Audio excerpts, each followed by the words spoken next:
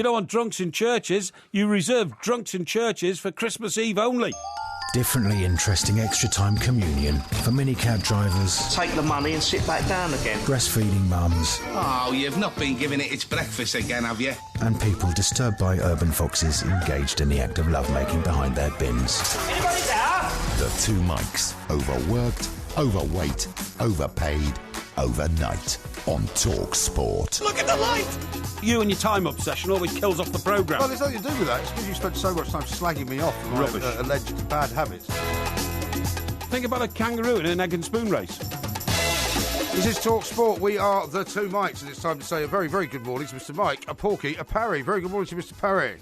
Yeah, very good morning, Mike, and getting closer and closer to the magic of Christmas Day, of course. It is indeed. Now, I understand you're at the carol service today. I was at a carol service today. Now, tell me about this. Which was great, actually. It was a very sort of traditional old English church in a very traditional old English town. Where was that? Full of children in Sussex. In Sussex? Yeah. What town was it? Well, it was in Battle. Battle, yeah, okay. Great name for a town, that. Yeah, well, it's where the Battle of Hastings took place, of Well, course. exactly. It's no wonder it's called a battle. As I've often said, I don't know why it wasn't called the Battle of Battle. Yeah, exactly. Why would it not be called the Battle of Battle? Since Well, it didn't yeah, take but- place actually in Hastings. Yes, I know, but the point is, it took place in that field outside of Hastings. In Battle? Yes, but it wasn't called Battle before the battle, was it? No, exactly. That's what I mean. But it So- wasn't called Hastings either. No, but it was named Battle after the battle, that's what I'm saying. but it wasn't named after Hastings, so why was it called the Battle of Hastings? No, Hastings was the port where they landed. No, it wasn't. They landed in Norman's Bay. Yeah, that's right, which is near Hastings. Yeah, but it's not Hastings. Doesn't matter. It's a Anyway, different town. anyway, get on about this, Anyway, this old so we traditional did, I church. did a little bit of singing. It was the primary school's sort of festive occasion. Yeah. And there was a little nativity scene,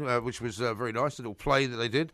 And Away in a manger. we sang Away in a Manger. Thank you, yeah. We no sang... room for his head. But bizarrely, in amongst all of the carols, we also sang Mary's Boy Child.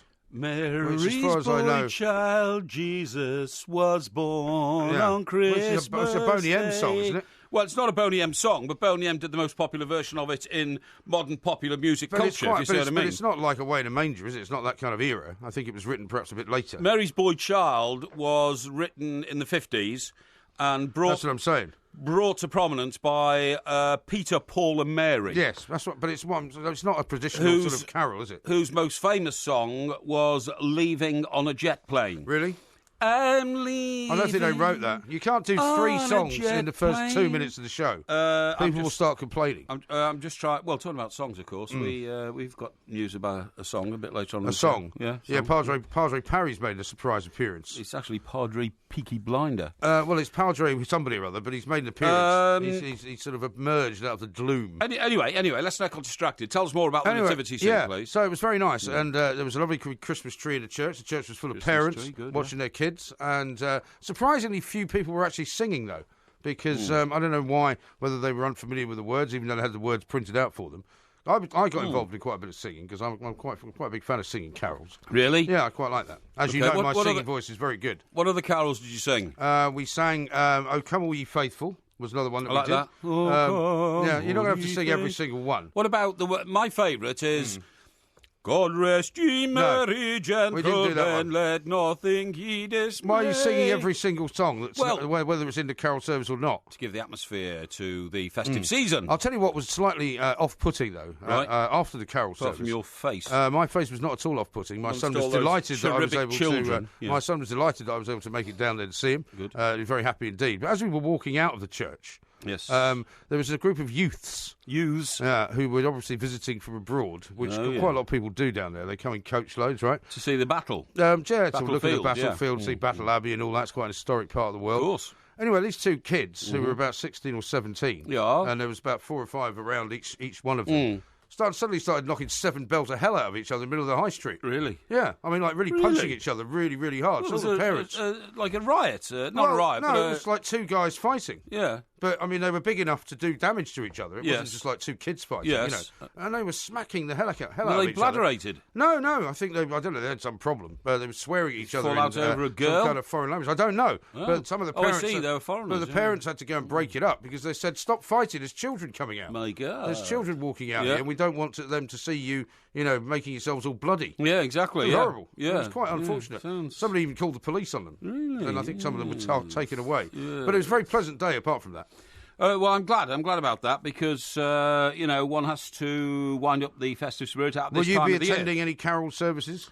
Well, I like to go to the King's School Chester Carol service. Oh, when are you going to that then? No, it's happened. I didn't make it this year. That's always at the Chester Cathedral, my Right. alma mater. Yes. And certainly when I used to work on the Chester Chronicle, one of my jobs was to cover the midnight carol service in Chester Cathedral on Christmas Eve. And I'm asking you, when are you going to a carol service this year? Well, I'm just explaining to you my... I don't need the history of you going to antecedents. carol services. Of course, the problem was, usually I was so bladderated by the time I got to the midnight carol service in Chester Cathedral, I couldn't remember any of the carols. Even though you were supposed to be covering it. Yeah, exactly. Did you just write them down? I asked somebody else, who'd been there as well, what carols we'd been singing. Right. And It sounds reminiscent of the Scout story. which one's that? Which you went to cover and you got it all wrong, or you had to left somebody to cover it. Didn't you cover some Scout story? No, you're talking about the gang show. The gang show. That's around about the same time of the year, of course. That happens over the Christmas period as well. Yes. And yes, you're right. But no, I'm not sure I will make a carol service before Christmas. Might make a Christmas visit between Christmas and the New Year. Isn't there a cathedral in Guildford? Say again? Isn't there a cathedral in Guildford? It's the worst cathedral in Britain. Really? It's the most aesthetically poor cathedral in the whole of Britain. Remember you said you drove past it once and it was playing strange music to you? It was. Yeah. It was. I drove past and all of a sudden my DAB radio in my extremely modern car suddenly stopped playing whatever discs I was listening to, like... what discs were you listening to? I don't know, some 70s or 80s music on hits. Virgin or something like that, you know. And suddenly it clicked into celestial music. I mean, honestly, like the angels were singing and all that kind of stuff. It's really Maybe weird. it's his local Guildford radio station, as we said at the time. Well, I wonder whether,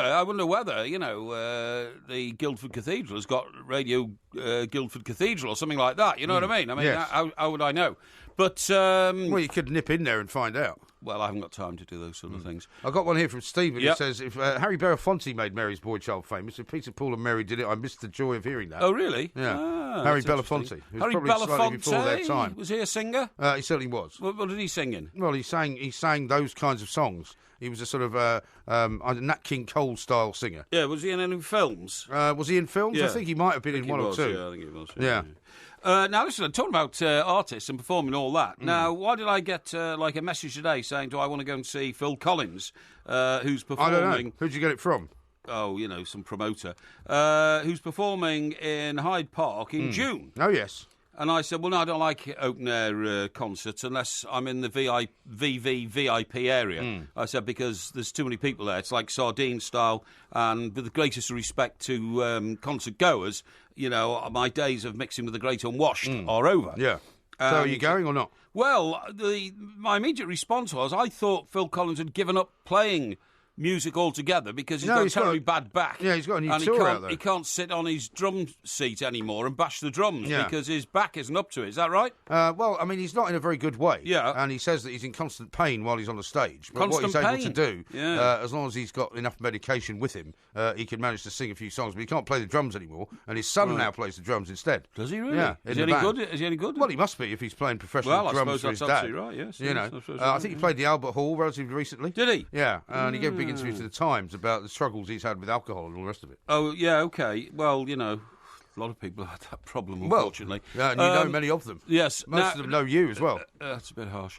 And what is your view on Phil Collins and his musical style? I think Phil Collins is very good. I think he's a very talented guy. I think he's a great singer. Yeah. I think Genesis actually got better when Peter Gabriel left. Peter Gabriel did some great stuff with him. Yes. But then they became a very different band. And I think he's very sort of unfortunately maligned by people who think he's not very trendy. Yes. For some reason don't like him. Some people have taken against him because he's been married a few times. And, because they think of his music as rather kind of white apparently, bread. I mean... But I think he's rather good. Apparently, and he put this right, I think, so I think it became sort of folklore. He notified one of his wives, who was divorcing her, by what was in those days a fax. A fax, yeah. Yes. Yeah, but, if people don't like someone for that, what's it going to do with them? Well, it's none of their business, yeah, is it? Yeah, as I say, maybe folklore. Which of his songs would you say leap off the page and into your... leap off the page? Into your imagination? Well, I suppose the first album of his that I got was that one, Another Day in Paradise. That song? Another Day in Paradise. That was about homeless people. It was about homeless people. Yeah. It was around sort of mid-'80s, around that sort of time. time. Yeah. But I quite like some of his Genesis stuff as well. Yes. Like Mama, which I mentioned to you the other day. I didn't like the fact that he became a friend of Buster Edwards, the great train robber. You didn't? Because... Well, he played him in a movie, didn't he? That's why he became his friend. Yes, that's right, yes. But Buster The movie Edwards was called Buster. became like a Robin Hood type character. Yeah. When I read some interviews surrounding that film, Buster Edwards admitted that he actually liked being a criminal. Yeah. Particularly when they were carrying weapons. You know, he said he loved But was he really a Robin Hood type character? Because he didn't actually give money to the poor, did he? Well, no, he was portrayed as a Robin Hood type character. That's what I'm saying. I mean, all he did was he robbed people, but he didn't actually give it to anybody else. He said he used to love going out on a what he'd call a blagging, and he always carried a kosh. Yeah. So even if he never hit anybody, and we still don't know who assaulted the train driver, Right. Jack, sadly died a few years later, Jack, whatever his name was, the great train robber driver, we don't know who assaulted him. Buster Edwards made it perfectly clear he was prepared to hit somebody with a kosh if necessary when he went out on a criminal activity. So I don't know why people would want to be friends with a guy like that. But Well, anyway. no, but I mean, if you're making a film about somebody Yes. and you're portraying them from a book as that kind of character, Yes. you can understand why you might become friendly with them. I think you can. The song of Phil Collins, which I most like, Yeah. was one called That's It, or That's All. That's it. Is it That's All? That's it. No, is it That's It? That's all. You sure? No, it's that's No, all. It's that's all. It's That's All, is That's it? Yeah, all. yeah, I thought it was a That's great all, song. is it? I thought That's All was great, and I Yeah. thought his version of the Supremes record, You Can't Hurry Love, That was good. was brilliant. Yeah. He did that with somebody else, I think, didn't he? Yeah, and the other one he did with another guy called Phil was Easy Lover, which I thought was great. Easy Love was good too. But they're the only three songs of Phil Collins I like. The Are they? rest, I Well, didn't maybe we'll like. play some Genesis. I didn't like Another Day at Night in Illegal Paradise. Alien is good. Illegal Alien? Yeah, Yeah. that sounds familiar-ish. Yes, okay. So maybe we'll play some Phil Collins for you, so we can sort Yeah, of have okay. a Phil Collins fest. Yes, okay. What do yeah. you think? Yeah, I'd like to hear the most popular Phil Collins record when we return. The most popular one. In a second or Why so. do you want to hear the most popular one? So- Why don't you just want to hear the best one? Well, okay, the best one then. The best Right. one. Best one, yeah. Okay, best. all right, we'll I do that. thought the best and the most popular might be the same one. No, That's you all. see, that's where you get it wrong. Okay. Because that's sometimes not, in fact, compatible. But we'll be talking about a great deal else as well. I was a bit shocked about what's happened to the tennis player over in Czechoslovakia, or Terrible. the Czech Republic. We'll Terrible talk about news. that. We'll talk about Lewis Hamilton's new Talking about playing partner as well. Petra Vitova. That's right. Lots more to come. This is Talk Sport. The Two Mics, simulcast across the UK on Talk. Belafonte. Yeah, beautiful voice, no? Surely you've heard of Harry Belafonte. I have heard of Harry Belafonte, but I have to say I'm not a great fan of his singing style Why? because, well, he's a soprano, isn't he, or something? Not a soprano, but I mean a Well, you mean a tenor? tenor. That's Yeah. it. Yeah. You don't like tenors? Well, I not thought you really. liked the three tenors. Yeah, but I mean they sort of had a different style. Well, they're tenors, though. I think the best sort of voice is the old Love Walrus voice, you know?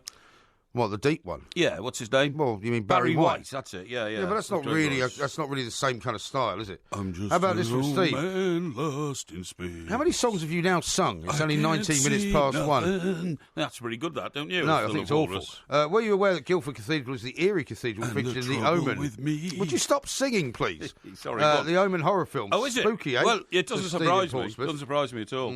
See, I like cathedrals to look like cathedrals, like Chester Cathedral, Yeah. like York Minster. York Minster, I think, is one of the greatest buildings in the world. In the world. See, they haven't sorted out the bell ringing problem. No, yet. they haven't. And in fact, it's getting worse because what we're getting now is you're getting intimidating messages going to the people who are selecting the new bell ringers and all sorts of things. It's a very, very dark, sort of desperately dark plot up there. Certainly Derek is. in Pencoed has sent us a text. Oh, Derek. He says, Mike and Porky Borda, which is Welsh for good morning, and Nadolig Llawyn is Welsh for happy or Merry Christmas. Oh, thank so you. again, Porky regards people like me as the great unwashed, not very Christian-like he claims to be. No, not at all. Not at all, Derek. I mean, I don't remember there ever being a sort of Hyde Park type rock festival in Wales. Has there been? In Wales, open air, no, but they do have some pretty big concerts down at the Millennium Stadium. Well, they do. in the Whatever it's Millennium. called these days. That's absolutely right. They Yeah, in certainly fact, do. Coldplay are playing down there if they haven't already. Are I think they? They may have already done it. There are only tour dates in Britain. That's Manic Street Preachers territory, isn't it? Yes, Manic Street Preachers. Yes. I've seen them down there. Have you really? Indeed. Stereophonics as well, of course. Stereophonics, I like Against All Odds by Phil Collins, says Daniel. He Yeah. wrote it about Porky reaching the age of 70. What? That's a bit harsh, isn't it? Yeah. No. Thomas, see, this is the kind of thing people are saying. Please, MG, from now on, only talk about songs that Mike Parry has not heard. I'm sick of his terrible singing. Well, that's a bit harsh, isn't it? Tell you the other thing that came to my attention. I was looking through one of my journals the other day, and I saw that Elton John is on tour again, okay? Yeah. I thought you told me the other day he was giving up. Well, apparently he is. Told me he was retiring. But I read that he was retiring. Yeah. And, Is he not then? Well, I think he is. I think he's got a plan to retire eventually, but he's still on tour at the moment. But what I found most remarkable was that one of the venues he's singing at, believe it or not, I mean, you know, Elton John, you think of like a season's booking in Las Vegas, you think of a world tour, you think of him doing the Hollywood Bowl, Australia and all that. He's apparently appearing in Airdrie. Airdrie? Really? Yeah. That's an interesting spot. I know. Well, maybe he's decided to go back to his roots and do sort of smaller venues. I sort of double-checked it and thought, no, this can't be, surely. But he is. He's definitely appearing in Airdrie. And I thought that was rather remarkable. And is he doing, like, Airdrie Football Club? Well, I don't know, to be honest. I don't know whether Airdrie's got its own concert hall. Apparently he's playing at Peterborough Football Club. Is he? Yeah. Oh. And Ipswich Football Club. Oh, right. So maybe he's doing a little stadium tour, but like a smaller stadium. Maybe he is. So instead of doing Dodger Stadium, which is what he did famously in LA. That's right, yeah. Instead of doing these massive stadiums, maybe he's doing slightly smaller ones. Well, I mean... Which actually is a great idea. Only slightly smaller. I mean, Ipswich is a fine ground, you know. It's not very far from my my residence there. What is? And Ipswich. Yeah. Yeah, Ipswich ground. Yeah, but you never go there. I don't know why you keep saying you've got a residence there. You don't have a residence there, you have a property there. Well, yes, but I mean... But you don't live there. Well, So you can't call it a residence. No, I am going to make it one of my residential places quite soon. What, you mean you're going to spend some time there? Yeah. Well, how much time out of the year? Well, I'm going to, you know, life has... So do you pay council tax in all these places where you have houses? Not if they're empty, and not if they're occupied by a tenant. Well, no, but if you say that this is one of your residences, Yes. so you must have to pay if you're in residence. Well, there. it's being renovated at the moment, so yes, I Being will. renovated? Because, of course, I insist on paying all my taxes. So you're saying to you're the not penny. paying council tax at the moment? Well, that's because the most recent council tax responsibilities were with the people who are living there and aren't living there now. Oh, so you were renting it out? It was being used by other people who were paying So the council tax. it's not your residence then? Well, it is, because... Well, no, it isn't. If I think if somebody you else look at is the land living there- registry, I think you find it belongs to me, Well, okay? yeah, it doesn't matter who it belongs to. The What? point is, if somebody else is living there, it's their residence, not yours. You're talking about residence in sense of I reside there. I'm Well, talking that's about what residence in residence sense of means. ownership, okay? Well, that doesn't matter. Anyway, we were talking about anyway. Elton John in Airdrie. Yes. Seems a very strange place. Well, if he's doing a mini stadium tour. That's what he's if doing. there's anybody up there in Airdrie who is going to the Elton John concert, perhaps you give us a call. I would go and see Elton John at Airdrieonians Football Club. Would you? Yeah, because it's a really good venue to see somebody. Okay. I mean, go to see somebody at Wembley or even the Millennium Stadium. Yes. It's not such a good place to go Because you think it's it's so a bit big. impersonal, yeah. Well, it's very big, yeah, whereas yeah, a yeah. smaller football stadium is actually rather a good idea. Okay. I think Elton's come up with a good one. If you say so, yeah. Stephen says this, Phil Collins denied he ever divorced his wife by fax. He was arranging to see the kids, but the phone kept going. I don't know about that. Yeah, well, if that's what Phil Collins says, I'm very happy to accept. I didn't accuse him of it. I said a report had come out, but it was unclear. Okay, here's one from... Oh, here, it says Elton is coming to play in Widnes Stadium next year. Well, he's obviously doing a stadium tour, isn't he? But he's kind of making fun of his own grandesse, or largesse, I suppose, and grandness, because he's not playing massive stadiums. Absolutely. He's playing smaller stadiums. It also says here, by the way, it says, hi, guys. I'm not sure who this is from. It says... Harry Belafonte was famed for his calypso-style singing. Yeah. Not really a Nat King Cole type. See, I'm afraid you got that wrong. No, I mate, don't think you know? so. If you listen to that Mary's Boy Child, right, Yes. that is a sort of Christmas carol-style song, which Nat King Cole was the sort of thing Nat King Cole would have sung. Yeah, but lots of people sing a Christmas carol as a sort of one-off, don't they, to their normal Possibly style. so. Their normal style. Well, I you know. wouldn't say if you were listening to that right now, you would not say that was calypso style. No, but I know the calypso style. It's about it's like some guy banging a xylophone in the background, isn't it? Hey? Isn't that calypso style? Well, no, calypso style can have steel drums in it. Yes, that's what I meant. But yeah. it's more of a sort of Caribbean feel. Yeah. Oh, here. Hang on. It says thank you to our correspondent Sam. He says "Illegal Alien" is a Sting song. No, it's not. It's a Genesis song. Oh, wait a minute. In the Air Tonight. He likes In the Air Tonight. Oh, I see. But he thinks Illegal Alien... What's Illegal Alien not a Sting song? No. He thinks It is. It's about New York, you know. That's an Englishman in New York. I'm an Englishman. Why you're singing another song in now? New York, There's because 10 songs you've sung. But there's definitely 20 minutes in. There's definitely a line in that in which it says, "I am an illegal alien." I'm a legal alien. It actually says. I'm legal alien. Yeah. I'm a legal alien. Yeah, the I song see, yeah, I Illegal understand. Alien, Yeah. right, is by Phil Collins and Genesis. I will accept your word for it. Thank you very much. I don't Okay. know why you keep picking up these erroneous tweets which are trying to poke holes in my argument. People trying to communicate. Mike, with the me. only tenors Porky knows are brown and fit in his back pocket, says Phil. Well, I like to have a few of those around just to make life a bit more comfortable. To be Exactly. honest. Now, a couple of things to talk to you about. What about this guy, Valtteri Bottas, who looks as if he's going to be the new partner for Lewis Hamilton at Mercedes? Is he coming from Williams? He is coming from Williams. He's going to be replaced by Felipe Massa. Who's coming out of retirement. He is, apparently, yeah. Well, I mean, not that he's retired. He's announced his retirement. But Well, now he was his going to retirement- retire. No, he's not going to. No, won't go ahead. Yeah. So what do you know about Valtteri Bottas? I know nothing about Valtteri Bottas. Really? I think he was only the practice driver at Williams, wasn't he? Well, no, he was part of their team, Was obviously. he? He didn't seem to win much because I never saw him on a podium or anything like that. You know what I mean? Well, but I I mean- think he formerly was their practice Well, nobody driver. from Williams has won much. Apparently, he's from Finland. Finland, A place yes, called Finn. Nastola. So we'll He's know. 27 years of age. So I'm going to term him, right, this is very original, the Flying Finn. The Flying Finn. Do you Okay. think he's the first person that's been called that? In fact, actually, remember our old Will he colleague? finish first? That'll be my question. Will he finish first? I like that. That's great. I love the play on words. Do you remember our old colleague, Philip Finn? I do remember Philip Finn. Phil once did this feature in New York. Phil was a portly gentleman. He was. He's a He's lovely stylish guy. character, Stylish character, always wear a bow tie, an Englishman in New York. Yeah. And but not an illegal alien. not a legal alien, that's right. No, not But- an illegal alien. Not an illegal alien. But on one occasion, his wife decided that he put too much weight on. So she got him one of these sweatsuits, which you see people mincing around in New York Really? in, don't you? Yeah, yeah. A sweatsuit? Yeah, seriously. I've yeah. never seen anyone in a Yeah, sweatsuit. yeah. What does it look like? Well, it's Is it like a rubber suit, like a wetsuit? it's like a tracksuit, but Right. it's made of material that literally makes you sweat. Right. And you have to, you put all the shorts and t-shirt on, and then you put the sweatsuit on Right. top.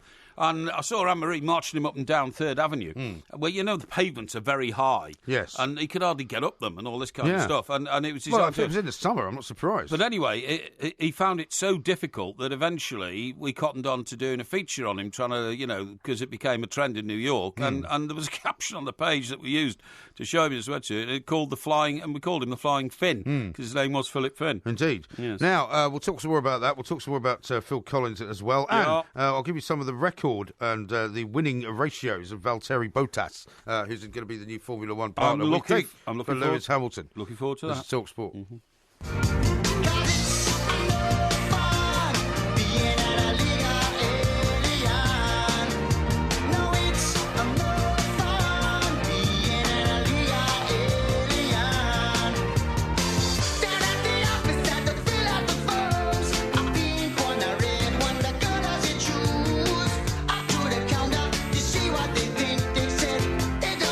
What do you think of that? I don't recognise that one. What is that? Well, this is Illegal Alien. That's illegal. Yeah, that sounds all right. It's all right, isn't it? Sounds all right. Genesis. Sounds all right. Oh, Genesis. Yeah. I Good see. album, that. Who else was in Genesis? Who else? Mike Rutherford was in Genesis. Mike Rutherford. Who No, he's not who the ended up motoring being- writer, is he? No, he's not the motoring There's writer. a motor called Mike That's a different Mike Rutherford. He's a Rutherford. pal of ours, This is yeah. the guy who Yeah. went on to form Mike and the Mechanics. Oh, yeah, and he wrote a song called About His Father, didn't he? Everybody Eh? started crying. Yeah, did he? Yeah. Well, everybody started crying was the name of it. No. His father was in the living days, Yeah, something like that. right? And it was all about how his father sadly had passed away and Yeah. that he hadn't spent enough time with him when he was alive. Very emotional record. Yeah, you like that one? Not really, no. I don't like sort of maudlin You records. don't like to be honest. maudlin records? No. Well, you like Let It Be, though, don't you? Well, Let It Be was a plea from Paul McCartney for the Beatles to put their differences aside and come back It's together. quite maudlin, though. Well, yeah, but it had a it had a specific message. This one. Well, so did the other guys, one about his dad. Like the mechanics, but it was about something you couldn't get back. At least Paul McCartney was making a plea to try and reverse something that could have been and reversed. bizarrely, there's a song called Get Back as well. There was a song called Get Back, yeah. Yeah, that's about Now, Jojo. how about this from Shawlands Academical? He says that Airdrie Football Club is the highest stadium in the country, altitude-wise. Oh, really? Oh, I mean... Did you know that? Is he trying to say that's why Elton John is playing there? Well, no, he's playing a Get stadium tour, I keep telling Get you. less oxygen at that height. Alex yeah, in something Manchester like that. says, Porky, you have to pay council tax on empty properties. Are you a tax dodger? No, I'm not Or a tax do you not dodger. know anything about property? No, I know everything about it. Don't worry. Do you? It's just that it's under management actually. That one in with a real estate company. Oh, so, I see. So they look after everything. Don't worry about that. Yeah, okay, I'm not worried about it. No. Mr. Bottas, right? 2016 Yes. Formula One racing for Williams. 21 races, Yeah. no wins, one podium finish. Yeah, well, there you go. 2015, Yeah. 19 appearances, Yes. 2 podiums, no wins. Yeah. 2014, 19 appearances in the race, 6 podiums, no wins. And I'd have to say, 2013, which was the first year he sort of started, 19 races, no podiums, sorry, and no wins. So I don't think Lewis Hamilton's got much to fear from this guy. Well, when you say much to fear, I mean, isn't it good to have a very competitive partner in your team because it keeps you on your toes and all that kind of stuff? Well, yes, but what I'm saying But is it can be a distraction, I But suppose. he's only had 1 podium in the last. He's had 3 podiums in the last 2 seasons. Right. Okay. Out of all the races. Yeah. Right. Yeah. And he's only Not had great. in 4 seasons. He's Yes. only had 9 Yeah. Really. altogether. Yeah, well, there you go. Perhaps you'll get better because the Mercedes car is clearly a better car than the Williams car. He may well do. I tell you what, there's a great story knocking around, which I was somebody told me about earlier. Apparently, Katie Price, who used to be Jordan, and now I think is a underrated massively by people. She's a very successful businesswoman. Yeah. She's She's on loose women a lot now, isn't she? Is she on Loose Women? I don't know. I don't watch that. Is that good? I don't really watch it either, but I'm aware of the fact that she's Right. on loose women Okay. a lot. And she's, there's lots of things I don't watch. No, sure, But it sure. doesn't mean I don't know what's going on. You make yourself aware. That's good. Yeah. And as I say, she's been very successful in business and all that kind of stuff, and everybody knows who she is. But apparently, some guy paid her 13 grand to appear at his works do, Right. literally the Christmas do.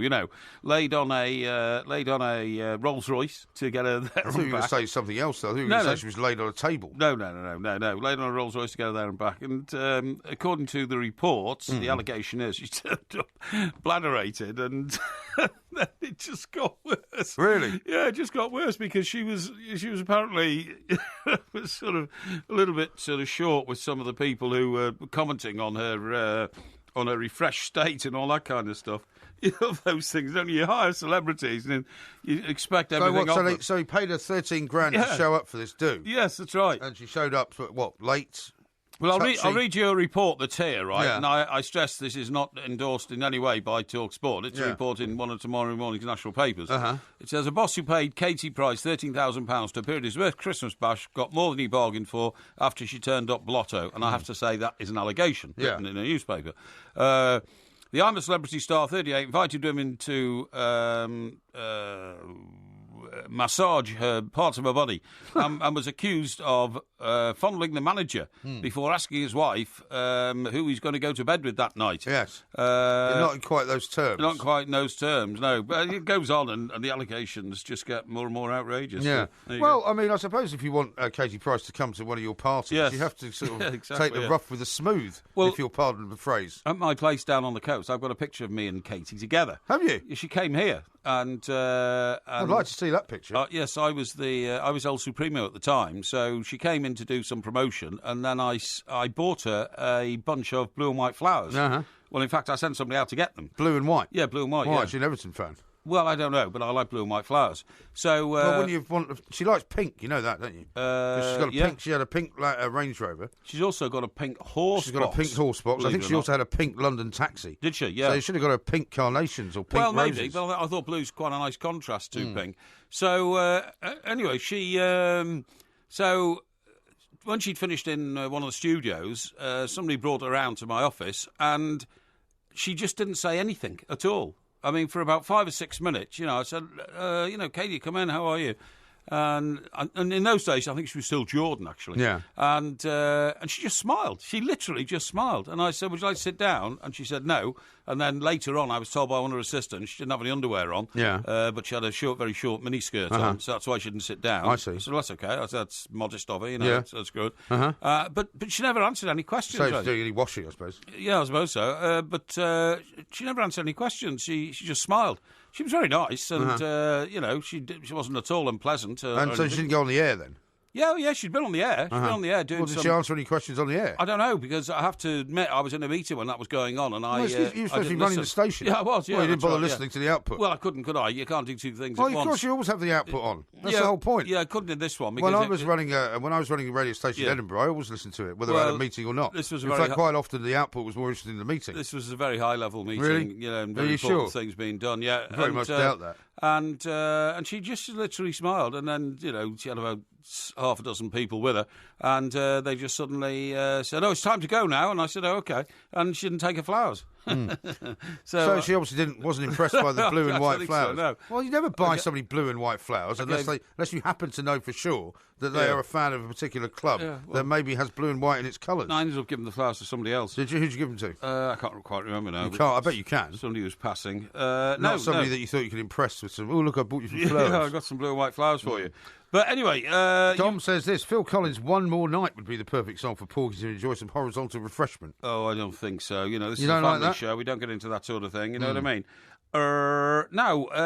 Oh, here you go. Here's one from Harry. He says, Phil Collins also upset a lot of people when he said he'd leave Britain if Labour got into power. They did, and he did. Which would have been back in the... He went to Switzerland. Was it Tony Blair days, I guess? Well, I suppose it must have been 97. Yeah. Yeah, I suppose it must have been. Because they weren't in power much before that, were they? No, they weren't. No, the Tories were in power till From 97. 79. That's right. John Major was the last Tory MP before... Yeah. Tory PM, I'm sorry, before... And Blair Nat came says, in. Phil Collins is the best. I love Phil Collins. I think he's a genius. Yeah. Yeah, well, I'm sure he is in many ways. It's just that, you know, his style of music didn't really suit me. I mean, I didn't like Leonard Cohen's music, but I'm sure he was genius in his own way. Now, we need to talk, don't we, about this poor tennis player lady who Yeah, that's got terrible, stabbed. isn't it? Shocking. Petra Kvitova. And some guy, how did some guy get into Well, apparently he her claimed... apartment well, claiming to be a maintenance worker? Well, he said he was coming to read the gas meter. And I'm sure that many people, particularly women who live alone, will have this problem where some guy turns up. Yes. And even if they've got ID, Yes. you know, it's quite tricky knowing whether or not they've got fake ID. Because, I mean, you don't see proper ID every single day. And this guy clearly was trying to rob her. Apparently he didn't know who she was. Yeah. He didn't recognise her as a famous tennis player. He just had decided that she was obviously quite a wealthy woman. But this guy... And so he targeted her. But this woman is a twice Wimbledon champion, Yeah. right? Which you all know, world famous. Right. What does she do? Opening the door to maintenance people? Well, I mean, she wants to live. ridiculous. Maybe she wants to live. What do you want her to have? Like a butler? Yeah, butler or some sort of security. Double Why was- Wimbledon champion Petra Kvitova was stabbed in her playing hand. See, that's amazing. Yeah, that. she's going to be out for a minimum of 3 months, and she doesn't actually know whether she'll be able to play professional tennis at the standard that she would like to ever again. While defending herself against a knife-wielding intruder at home. The world number 11, so she slipped down the rankings a bit, obviously, suffered severe slash wounds to her left hand after a man conned his way into a flat. He put the knife to her throat, apparently. Yeah, Petra was treated in hospital but will need specialist care before she can play tennis again. She's only 26, by the way. I know. The 26-year-old wrote on Facebook yesterday, "Today I was attacked in my apartment by an individual with a knife. In my attempt to defend myself, I was badly injured on my left hand. I'm shaken but fortunate to be alive. The injury is severe and I will need to see specialists, but if you know anything about me, I'm strong and I'll fight for this." The attacker fled from her home in Prostejov, which is in the Czech Republic, with the equivalent of £155 in Czech korunas. Yeah, and he ran off, didn't he? Yeah, last night he'd still not been caught. She won Wimbledon in 2014 and further back in 2011. Hang on, in 2011 she could only have been 21. Yeah, well, so Boris Becker Very won young. Wimbledon when he was 17. And so did the world's best-looking tennis player. The world's best-looking tennis player. Yes. Who's that? You know, well, he got suspended for the... Oh, the one that drug you thing. really like. Yeah, what's her name? Well, you should remember it. Yes, exactly. Yeah, the Russian. No, she's not Russian. She's not Russian. She is Russian. No, she's Yes, she is Russian. Swedish. Russian? No, she's Russian. Yes, she is Russian. She is, definitely. That's why she was banned. That's right, Because she's she was banned. taking a drug that was very popular in Russia. That's right, and absolutely. was used by many of their athletes. That's absolutely right. 6 quite foot 1 funny. inches tall. Uh-huh. Yes. Yeah, what's her name? I'm just trying to remember, actually. Because Can't remember it? forgotten because she hasn't played for like 6 months because of No, the ban. but she's coming back, though, isn't she? She's coming back, yeah. Anyway, her spokesman, Karel Tejakl, said... Whose spokesman is this? The spokesman for Petra Kvitova. It's not Vitova.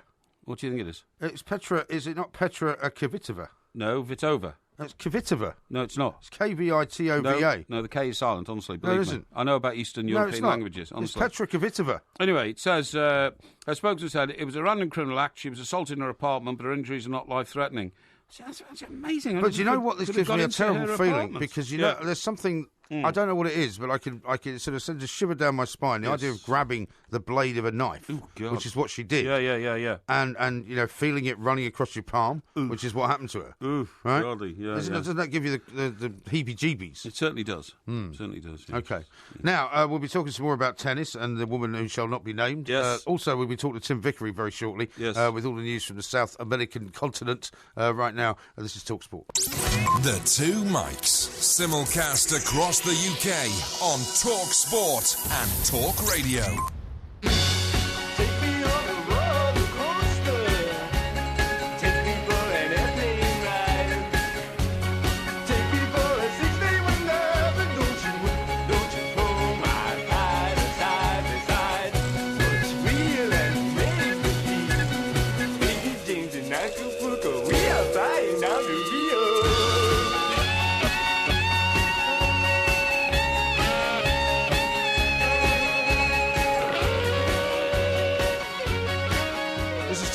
We are the Two Mics, and that music can only mean one thing. It means we're going over to Rio de Janeiro to catch up with our good friend, Mr. Tim Vickery. Tim, a very good morning to you. Good morning to you, Mr. Graham. How has your namesake taken the result of yesterday's Liverpool derby? Mr. Parry. Has he taken it philosophically, or has there been a rage of Liverpool? He was quite philosophical about it yesterday. We did have Steve Nicol on, a former Liverpool player, who was gloating rather quite a lot. There was a couple of awkward moments during that conversation, and Mr. Parry's admitted he had to lie down in a dark room because it wasn't so much the nature, the loss, but it was the timing of the 94th minute winner, which I think was what. Well, I think if you listen to what Mr. Coleman's been saying today, brushed aside the heartache of Derby defeat by insisting Everton have finally hit their stride. Blues boss knows losing the Merseyside showdown in the last minute can crush many teams, but he believes his players will take massive heart from the way they competed so strongly against the Premier League's second place team. What a load of old cobblers. It was cruel the way we lost. What a load of rubbish. Well, do you really believe that the players will take great heart from losing 1-0 to their deepest rivals in Liverpool? Well, you know, Mr. Koeman speaks, and we, the flock, respond. And, you're the flock? I'm a member of the flock, the flock is going on. Yeah. Right, let's talk about James. Oh, where there is harmony, let me sow discord. Yes, exactly. Let's talk about some more harmony. James Rodriguez may be coming to the Premier League, we understand. Well, watch this space. He's gone back to Colombia now with Real Madrid not having any more games this year. And according to the Colombian press, he's been checking out ways to get a UK visa. Yeah. So let's put two and two together and make a few. Now, he's clearly very frustrated. It is the Real Madrid conundrum. They can only have 11 on the field. Ozil felt this when he was there and ended up at Arsenal. Yeah. Across the waters there, or across the other side of the country, Alexis Sanchez felt this very, very much when he was at Barcelona and is now at Arsenal. Sure. So, you know, and if you can't go, if there isn't space for you in Real Madrid, and there doesn't seem to be space for James to have the importance that he wants to have, where else can you go if you don't want to take the Chinese money? Well, Paris Saint-Germain is an option, but apart from that, you're looking at the big English clubs. Yeah. So watch this space, because he's clearly unhappy with the way his career. Could he go somewhere like Bayern Munich, perhaps, or is that could he not get in there either? It's a possibility, but I don't think they've got the amount of money. And they don't go in for the huge signings, do they, Bayern, in quite the way that the English go in for. I wouldn't have thought he's in the market for a UK visa to play for Kilmarnock. I would have thought it would be one of the big clubs in England. So, you know, watch this space. It could be a real, truly world-class player coming to the Premier League. Yeah. And speaking of taking the Chinese money, what about Carlos Tevez? There was some funny Twitter action going on the other day when it said that Oscar's now suddenly going to ask for a pay rise because Carlos Tevez, who we thought had gone back to play for his beloved Boca Juniors, is now going over to China. Pitched up in China, that's right, isn't it? Well, it's not signed, sealed and delivered yet, but it's looking that way. And I suppose it just gives him another country to moan about, you know, because everywhere he's gone, it's been a moan-a-thon. And when he only had one truly great season in Europe, which was the last one with Juventus. And all he moaned, and the only place he could possibly be was Buenos Aires, and that's where he needed to be happy. So he ran back to Buenos Aires, and he's never been happy there either. He's just had a moan-a-thon there. I think with Carlos Tevez, the glass is not only half empty, it's also chipped and a little bit dirty. And could he have a new one, please? Yeah, exactly. I mean, and has this had any effect on the sort of the fans who saw him as having taken part in this glorious homecoming? Well, if there's a way to go now until the season resumes in Argentina, which will be at the start of February. In fact, at the moment, there's such a row about TV rights, they don't even know how it's going to resume. And that financial element, that's the clubs are owed quite a lot of money from the government, which has stopped paying the money for TV rights. So that could be a factor pushing Tevez towards China. And if that is a factor, I think that would probably be understood. Right. Interesting stuff. What about the Club World Cup, which has been ongoing? Yeah. We mentioned it last week. Video Indeed. technology made a debut, but not a very good one. No, a very, very bad one indeed. And it came up in two circumstances, video technology. The second one was Real Madrid in their semi-final against America of Mexico, where video technology, Cristiano Ronaldo scored a goal. The referee gave it. Video technology ruled it out and then gave it again, which wasn't very good. No. All for offside. And the nerds in the video box. Do you remember the video box that Gus McDonald used to have? Not The really, video no. box is located. You were in the States at the time. Yeah. It was a Channel 4 program, a kind of right to reply. Right. The video box is located around the corner from Good Street Tube. Well, the video nerds in Japan, and they might as well have been in Good Street Tube for all the good they did. Yeah. In the first semi-final, Atletico Nacional of Colombia against Kashima Antlers of Japan, the whole game turned on a penalty given by video evidence. It was one of those ones where the ball is played in for a free kick. Now, if you look hard enough at these kind of penalty error melees, you can probably find 20 penalties. And the video evidence found a penalty. A foul had indeed taken place, but it was one of those where, as the free kick comes in, the attacking side puts a lot of players in an offside position. Yeah. Why do they do that? Do you know why? Why? Because I went into this with a fellow called Arnaldo Cesar Coelho, who was a Brazilian referee who did the 1982 World Cup final. Right. And he summed this one up for me. He said the reason for it is when they run back into an onside position, they are in effect blocking the moves of the defenders. Yeah. So what, in you mean fact, stopping them from going the other yes. way? So they are gaining an advantage from being in an offside position. Yeah. And what happened here at the far post was the Japanese player who was offside ran back, buffeted in the Colombian. So in fact, he committed the foul first, Right. and then the Colombian tripped him. Now, after something like 2 minutes of play, the video nerds in the video box around the corner from Good Street Tube told the referee that they'd thought this foul had happened, and then the referee had to trot over to the other side of the pitch and watch the video evidence and give the penalty. So the whole thing took forever. Right. Very unsatisfactory. If something had happened? What if another goal had been scored in that interval between the incident happening and the referee stopping play some time later? And at the end of the day, it was a very unsatisfactory decision for the reasons that I've previously outlined. It clearly looked as if the Japanese player had committed the foul first. And really, it was a foul with no actual relevance to the game. It's not really the thing that we expected that video evidence would come in and resolve.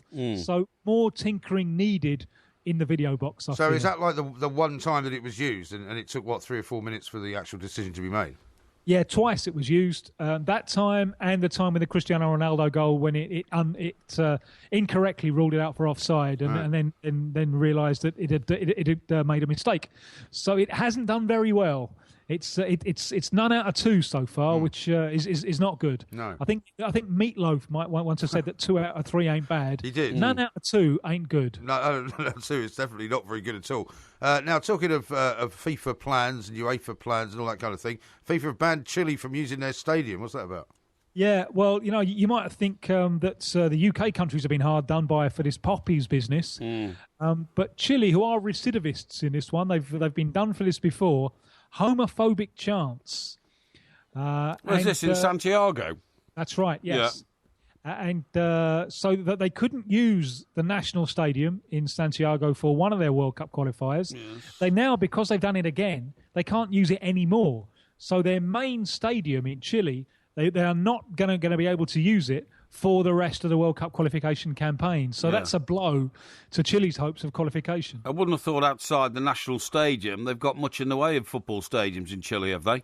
They've got one other big one, also in Santiago. It's the one of the Colo Club. Yeah. If they get banned from using that, they haven't got anything above kind of 25,000 capacity. So that would really be a blow to them. Why have they got two big ones in Santiago then? Well, a lot of the South American countries are very, very centralised. Think how many Argentine cities can you name outside Buenos Aires? It's quite a big country.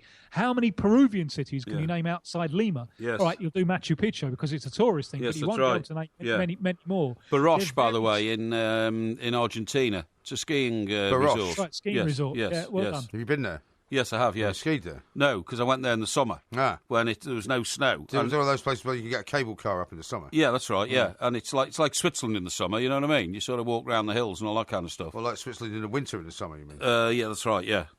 Did you do any yodeling? Was that appropriate? No, did a lot of drinking, though. There was a lot of bars there. Yeah. No Alpen good halls, place. Though. Good place though. Good place, yeah. Very nice. I tell you what I once did, Tim. Talking about Chile, I once went on that trip between Why are we Chile. talking about when you went to Chile? Chile and Argentina across all those lakes. It's a most spectacular journey. Have you done that? No, I haven't. I'm a bit of a city creature myself. I get a bit hysterical outside the cities. Oh, really? They seem to be full of little creepy, crawly insects and things that want my blood. Yeah, well, you've got plenty of those in the cities as well. We haven't got a lot of time. What about the anniversary of the Jules Rimet Trophy being nicked? What's going on with that? Yeah, it was December the 19th, 1983. You remember Brazil won it in perpetuity in the 1970 World Cup? Yes. Carlos Alberto, the recently deceased captain, held it aloft and Brazil had it in perpetuity. Well, they only kept it for about 13 and a half years because then it got nicked from the office downtown Rio and it got melted down for gold. Really? That's terrible. Of course, it got nicked once before and was found by Pickles the dog in 1966. Right, yeah. Unfortunately, there was no Brazilian, and my dog was not with us at that stage. If not, especially if there was a nice smell attached to it, he would clearly have hunted it down. But it was melted down for gold. It is no more. That's shocking, that is. Absolutely shocking. It is terrible, isn't it? Yeah. And then just one final one about the terrible air crash just a little while ago. The team will be awarded the trophy tomorrow night. Is that right? Yeah, tomorrow we've got the draw for the Libertadores, South America's Champions League, in Asunción, the capital of Paraguay. So there'll be a big ceremony, and at this point, Chapecoense, the Brazilian team who more or less wiped out in that air crash, they will be presented with the trophy, the Sudamericana, the Europa League equivalent. The Bolivian authorities have already, in the early stage of investigation, blamed the airline. They said the airline and the pilot are entirely responsible. Not enough fuel. The pilot who died in the crash, it seems that he didn't have enough flight hours for an international flight. It seems that there was an absolute chain of errors that took place with this tragedy. More news on that. January the 25th, Brazil and Colombia will play a friendly international to raise funds for the families of the deceased. Sure, Tim. Well, listen, we've got to let you go. Thank you very much indeed for the update. Lots of interesting stories coming out of South America this week, and more from Tim Vickery next week, of course. This is TalkSport.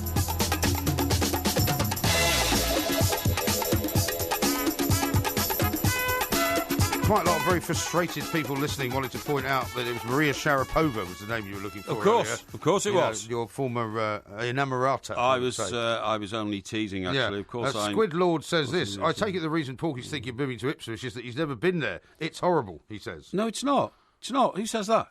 This is a guy who's just tweeted. Squid Lord. No, I'm sorry. You're completely wrong there. There's nothing wrong with Ipswich. And by the way, it's right on the cusp of the Suffolk coast. You know, Aldborough and places like that, which are absolutely beautiful. You only got to drive 20 minutes up there, and there's a lovely hotel on the beach there. And no, it's great. Honestly, it really is smashing. And Dom says the Mike and Mechanic song is called "The Living Years." The Living Years. That's it. Yeah. Is that what you said it was called? I think I said "In the Living Years," but I mean, if it's Living Years, that's great. And Dylan says Genesis' "Land of Confusion" is the perfect song whilst listening to Porky most of the time. What? Land of Confusion. That is a good song, actually. Quite Land like of that one. Confusion. Yeah. No, that was Ball of Confusion. No, that's Do you remember Ball that of one? Confusion. That was by the Temptations. Ball of Confusion. Yeah, no. Ah. Yeah, right. That's another song Yeah, you've sung. yeah. That's about more songs you've ever sung in any show. Well, Kumino says, Christmas Matty spirit, says I this. suppose. I'll have you know Elton John played Carlisle United Stadium, Brunton Park in Yes. 2007. Yes. And Rod Stewart this June.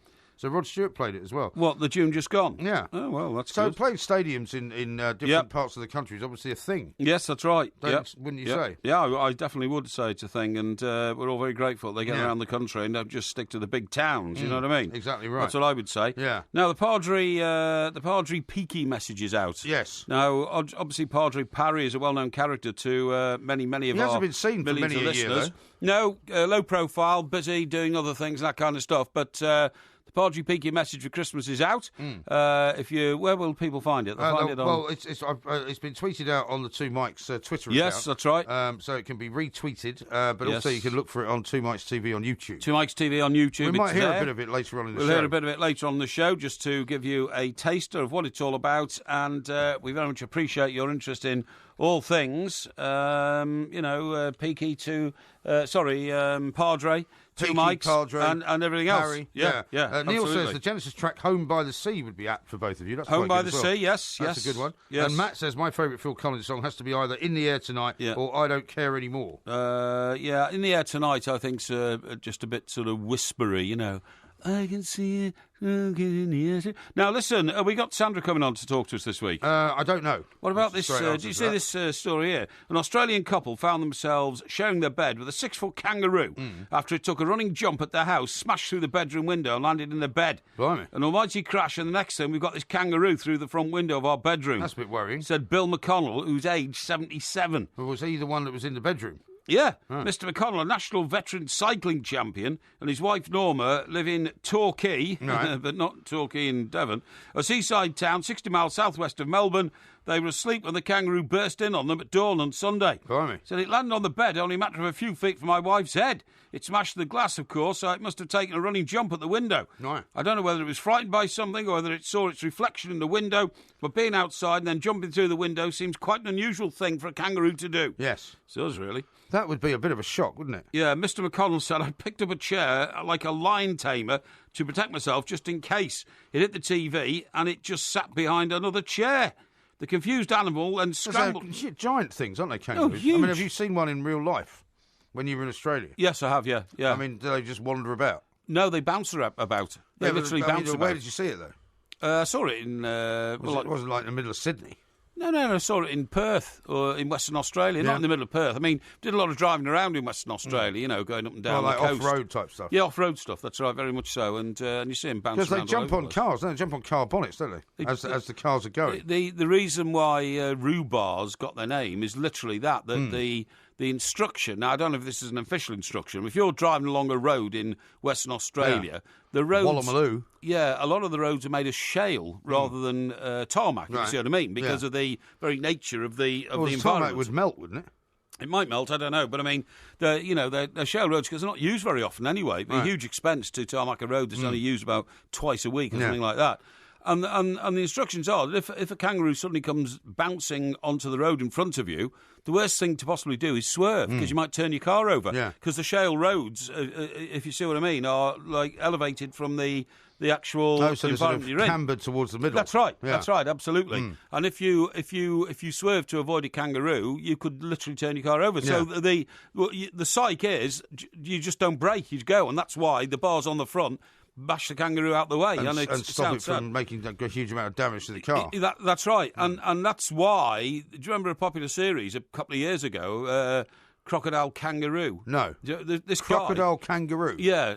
Instead, You sure that was what it was called? Sorry, Kangaroo Dundee. I mean, that's right. Yeah, it was Crocodile Dundee. Well, I've heard of Crocodile Dundee. Yeah, well, but if obviously the film, it was Kangaroo Dundee, that would make sense. It is Crocodile Kangaroo. No, would not make sense at all. It's Kangaroo Dundee. No, And what it'd be a happens is crocodile that fights kangaroos. This guy, I mean, all of a sudden, I don't know what he did. I think he was involved in sort of, helping animals and this kind of stuff. He suddenly decided, gave everything up, and went and built a hut in the middle of the Australian desert, and went out every day rescuing joeys, Right. which are little kangaroos. Yes, baby ones. From the pouches of their mothers who'd been knocked over by cars and Okay. were either dead or dying. Right. And he started an orphanage for little joey kangaroos and brought them up as their mother. Right. And used to do things like keep them in pillows so they thought they were in their mother's pouch. I see. And used to bottle feed them so that it was like their mother. Marsupials. Yeah, that's right, yeah. And it's an amazing guy. And he lived in this shack that had no running water, no electricity or anything, dedicated his whole life to, raising these little baby kangaroos. Yeah. He even then managed to raise the money from state funds and all that to build a huge fence around the area that he'd sort of colonised. Yeah. Because the wild dogs in Australia, dingoes. Are they dingoes? Yeah, the dingoes. Yeah. They would come in and try and seize the baby kangaroos from their compounds and all that. And Trying to dock. And this guy started off with this, like hut with no electricity and no running water and all this kind of stuff. Dedicated his lives. Of course, he then became a huge celebrity when a TV station came upon him. It went worldwide, and now it's one of the, it's a thriving, very prosperous charity, and the buildings do have running water and electricity, and he's in charge of Well, it's quite a controversial subject, kangaroos in Australia, isn't it? Because some people think they should all be sort of done away with because they're large rodents. Basically. As I understand it, and I'm sure next time Sandra comes on, she'll tell us all about it. They have to have a huge culling program. Yeah. If they didn't, literally, Australia would sink under the weight of kangaroos. There's so many of them. Yeah. There's millions of them. Incredible that there's parts of the world where only certain creatures live. Yes, absolutely. Yeah, it is. Absolutely right. Yeah. It says here, this poor guy, right, who'd suddenly the kangaroo attacked by comes the to the window. kangaroo. Yeah, the confused animal scrambled away and ran right through the house for about 10 minutes. So he wrecked his house. Before he was looking for a way back out of the house. Found its way into the back garden through an open door. Left a trail of blood and scratched furniture. There's a gate fairly high, probably over 6 feet in height. It took a jump, landed on top and got over. It jumped 6 feet onto the top of the gate and then went. But this poor couple had gone out there, so the couple had moved to the area for peace and quiet after their former home was struck by a rogue bolt of lightning and burnt down with them inside it. And they only just escaped their lives. Well, it's a sort of magnet for drama. Exactly, yeah. Well, you've got to feel a bit sorry for the poor kangaroo as well. Yeah, you have, because obviously it's very confused and all that kind of stuff, Now, I've got a couple of messages to read out to you. Right. One is from Holly, who says, can you please do a shout-out for my brother Jake Reed, who is 18 tomorrow, which I presume is today, Wednesday. He's a big fan and would make his day. Thank you. What's his name? His name is Jake Reed. Jake Reed, where are they from? I don't know where they're from. Don't know where they're from. Well, listen, Jake, can I just say, you're Jake the painted little with an extra leg. Actually, I'm sorry I got onto that song because it in fact was recorded by a man who's now very much disgraced. Jake the Peg. Jake the Peg, yeah. David says, could you please wish my wife Joanne from Bromley Cross a happy birthday? It would make her day on Wednesday's podcast. Joanne from Bromley Cross? That's right. Have a very happy birthday, my dear. You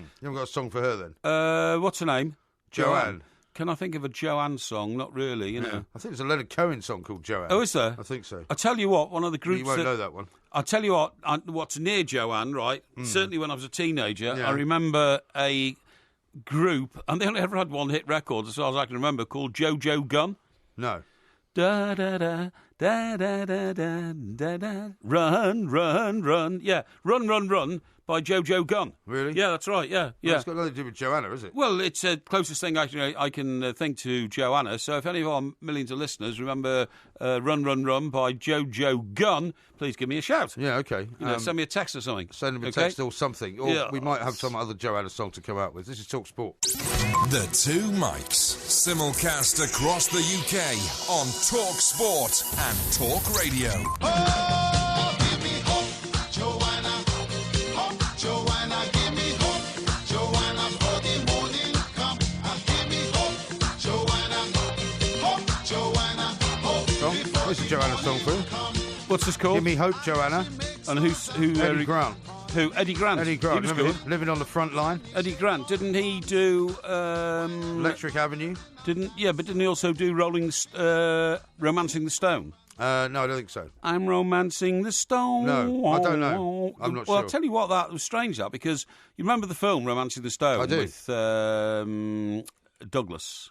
Michael Douglas. Michael Douglas. Yeah. And Catherine. Catherine. Was it Catherine? Kathleen. Kathleen. Kathleen, yes. Kathleen. Yeah, suffered from a terrible, debilitating disease later in her life. What's the surname? Turner. Turner, that's right. So Michael Douglas and Kathleen Turner, right? Very beautiful woman. Very beautiful woman, yeah.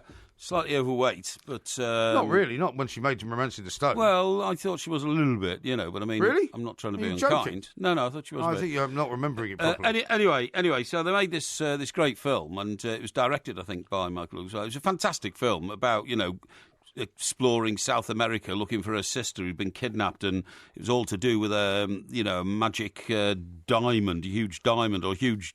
what's the green one? The emerald. Huge emerald, I think. It's an emerald, yeah. Yeah, Danny DeVito was in it as well. Danny DeVito was brilliant in it because he was a wanted criminal in South America and he had to keep avoiding the police and all that kind of stuff. You know what I mean? Yes.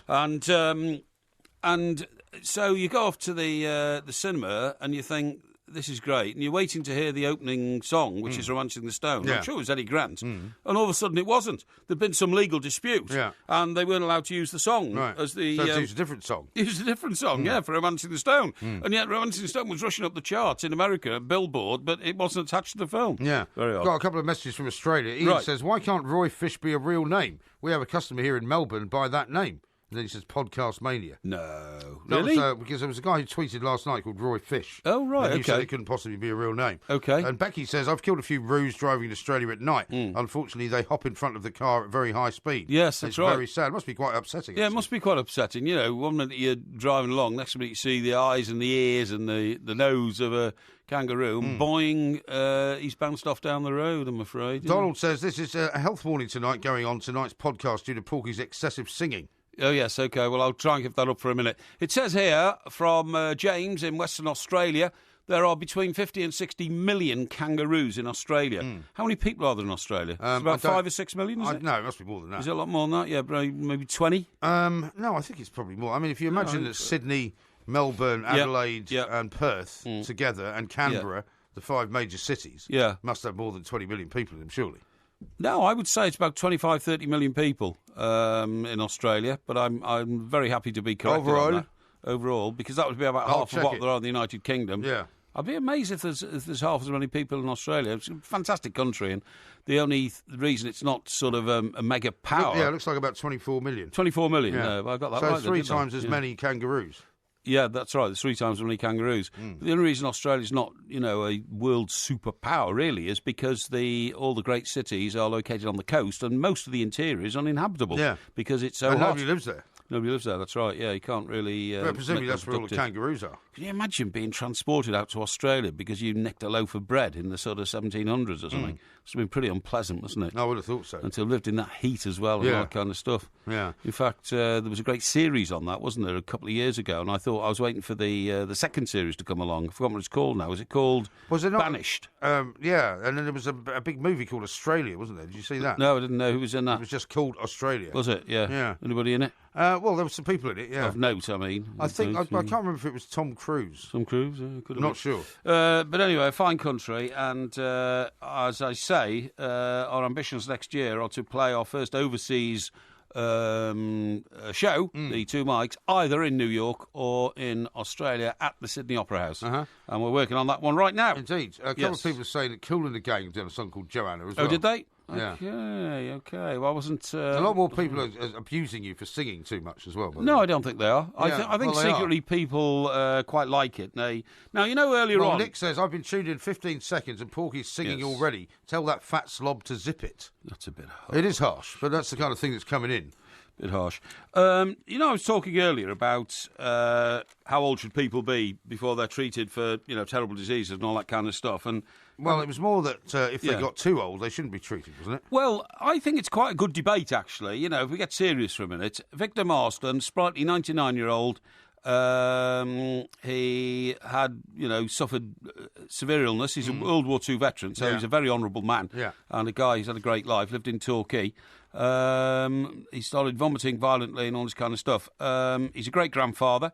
It was on a Sunday when he took ill, called the out-of-hours emergency number. He ends up in hospital. He comes from Ringwood in Hampshire, by the way, which I always pass on my way to Bournemouth to see the family. Very nice part of the world.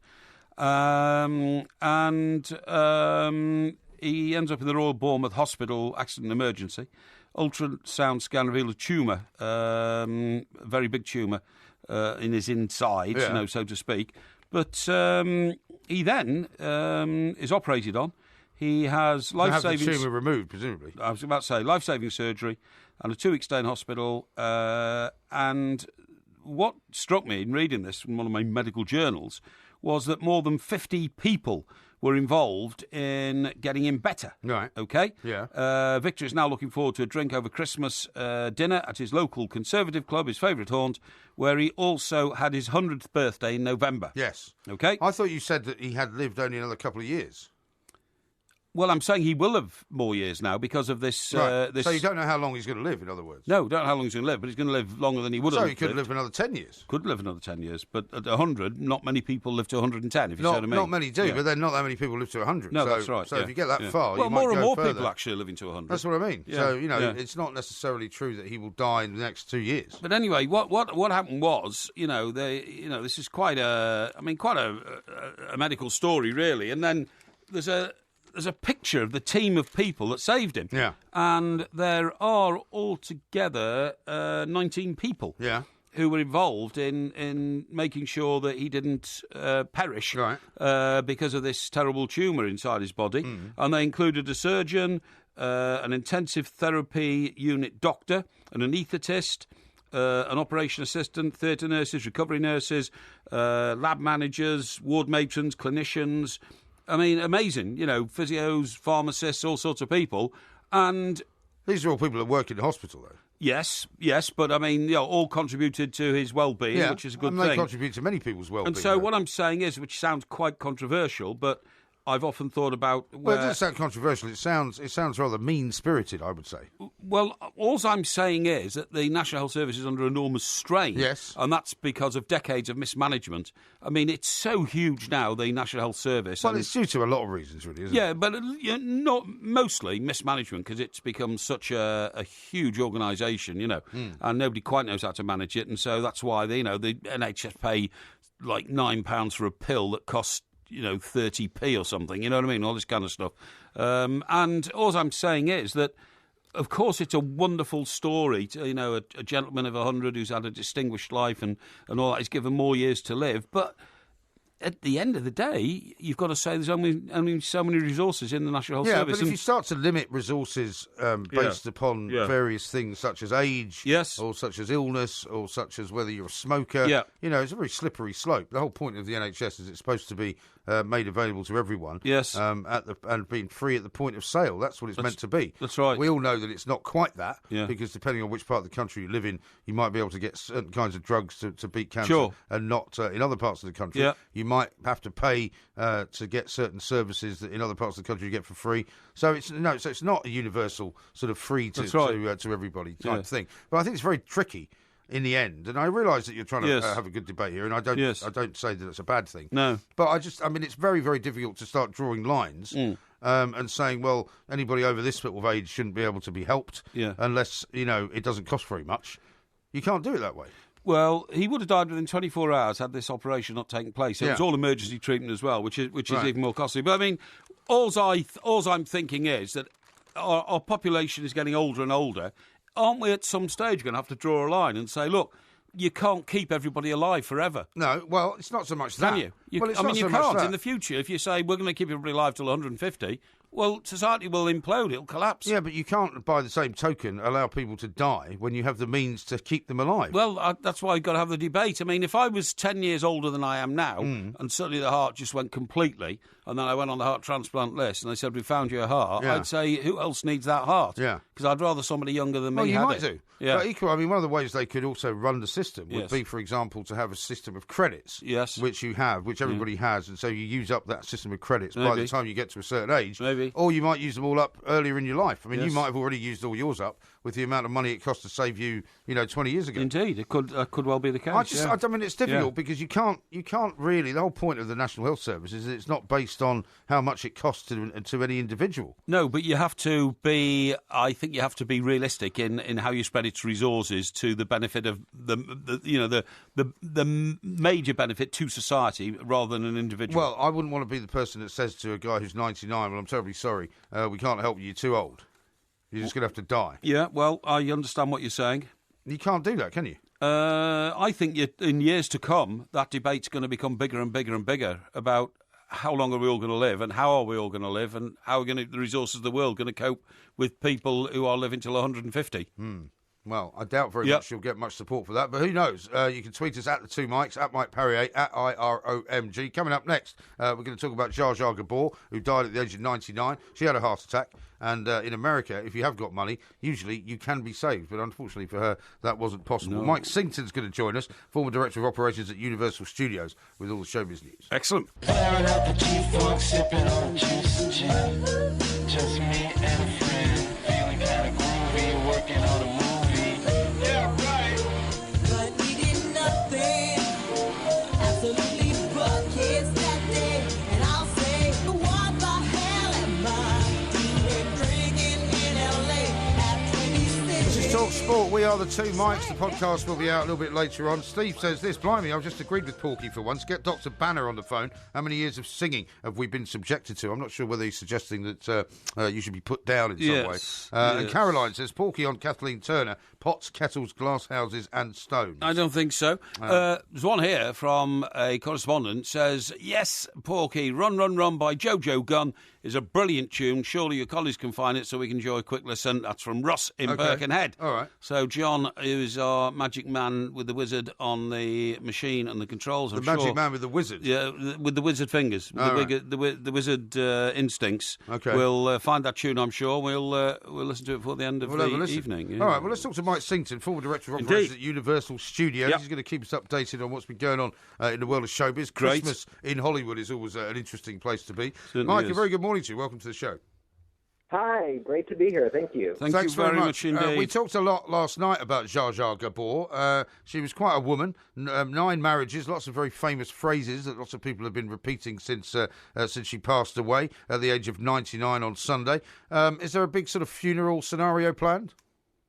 There is. They actually, her husband, the prince, is putting together a funeral for her. She was quite a legend here in this town and even around the world. And she really was, if you think about it, the first reality celebrity, which was a hard thing to do because there was no social media and there was no reality television. Right. Well, I mean, my colleague, Mr. Parry, here was reminding me of her incident with the traffic cop, who she slapped, which was a story that kind of gained momentum for years, didn't it? It did. She was really smart when it came to publicity.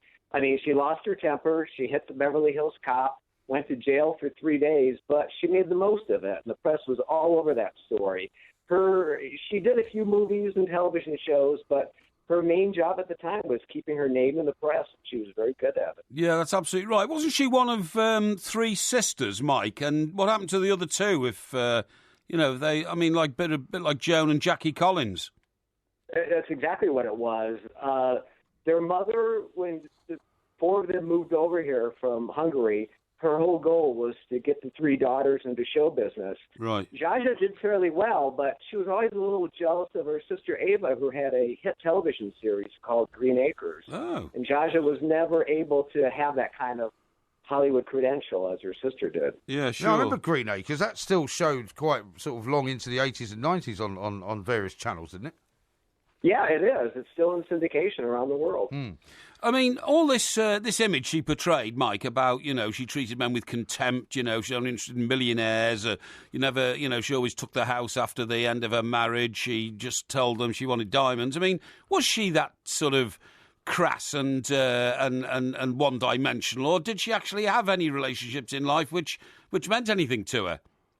She was actually known as being quite kind, and a lot of that was done for publicity. I mean, she was known for having 9 husbands. Yeah. One marriage was annulled after a day. In fact, the famous quote that you're referring is she's always claimed to be a good housekeeper because after every divorce she got to keep the house. Yeah. But again, the press was all over this. At the time, I mean, I would say she's bigger than the Kardashians. I would say she was the predecessor to even Donald Trump. Really? It's all about publicity. Yeah, yeah. Well, she certainly, I mean, the old expression about famous for being famous, she certainly developed that genre, didn't she? She was the original. Yes, she was. But don't forget, though, I mean, she did do about 18 movies, a couple of TV shows, but she usually, 14 of her roles, she was playing Zsa Zsa Gabor. So she really knew how to capitalize on it. But it was quite an accomplishment at the time. Sure. Yeah. So what sort of a guest list will there be at the funeral? Will it be people of her generation, or has her infamy, I suppose, or notoriety passed into a younger group?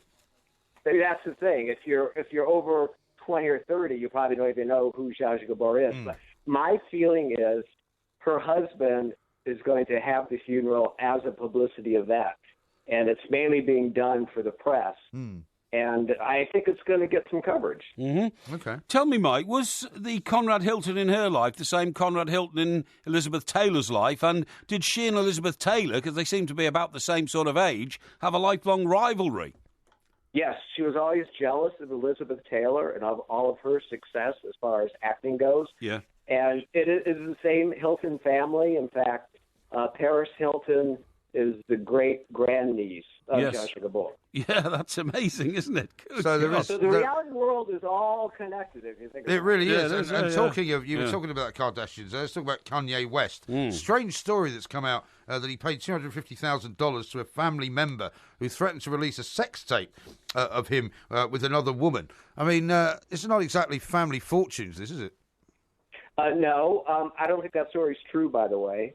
You've got to be careful with everything that you read online regarding Kanye West or the Kardashians. But they don't seem to care whether the stories are true or not, as long as they're still being mentioned. That's exactly how that family thinks. Yeah. And what's happening over the Paris sort of great diamond heist, by the way? Because that's all gone very quiet. It's hard for me to talk about. Well, I'll go ahead. I'll give you my personal opinion. And I'm sure you've heard this theory that heist never even happened. It seems a little suspect to many of us that there's no CCTV footage of anything. Well, there was always that suspicion, but wouldn't the French authorities then take rather a dim view of that? Well, the French authorities, they want to protect tourism, so that's how some of us are looking at it over here. I mean, like I told you, when it comes to the Kardashians, it's hard to believe anything that you hear. Yeah, I can accept that. Now then, a Star Wars story takes $290 million on its first weekend. That sounds like a huge amount of money. How does that compare with the biggest blockbusters in history? A huge amount of money. It's the second biggest opening movie in December ever after Force Awakens. It's number 12 right now as far as biggest openings of all time. So huge, massive hit. Smart move on Disney's part. It's in fact that movie just put Disney over $7 billion in box office for the year, which is a record for any studio. Golly! And have you seen it yet, Sir Mike, by any chance? I have. Have you guys seen it? No. We haven't. No, a friend of ours has and said it was really good. I mean, my kids are great fans of Star Wars, and I've seen all the films, and I'm not a massive fan of them, but I've always enjoyed them. But this is a kind of a different take on it, isn't it? Yeah, it's worth it. Definitely, if you're a fan for the last 15 minutes, can't give anything away, but don't want to miss that. Yeah. Okay. Yeah. Are you aware, Mike, over there, of Rupert Murdoch's latest bid to take over Sky in Britain, and the vehicle to do it is going to be 21st Century Fox?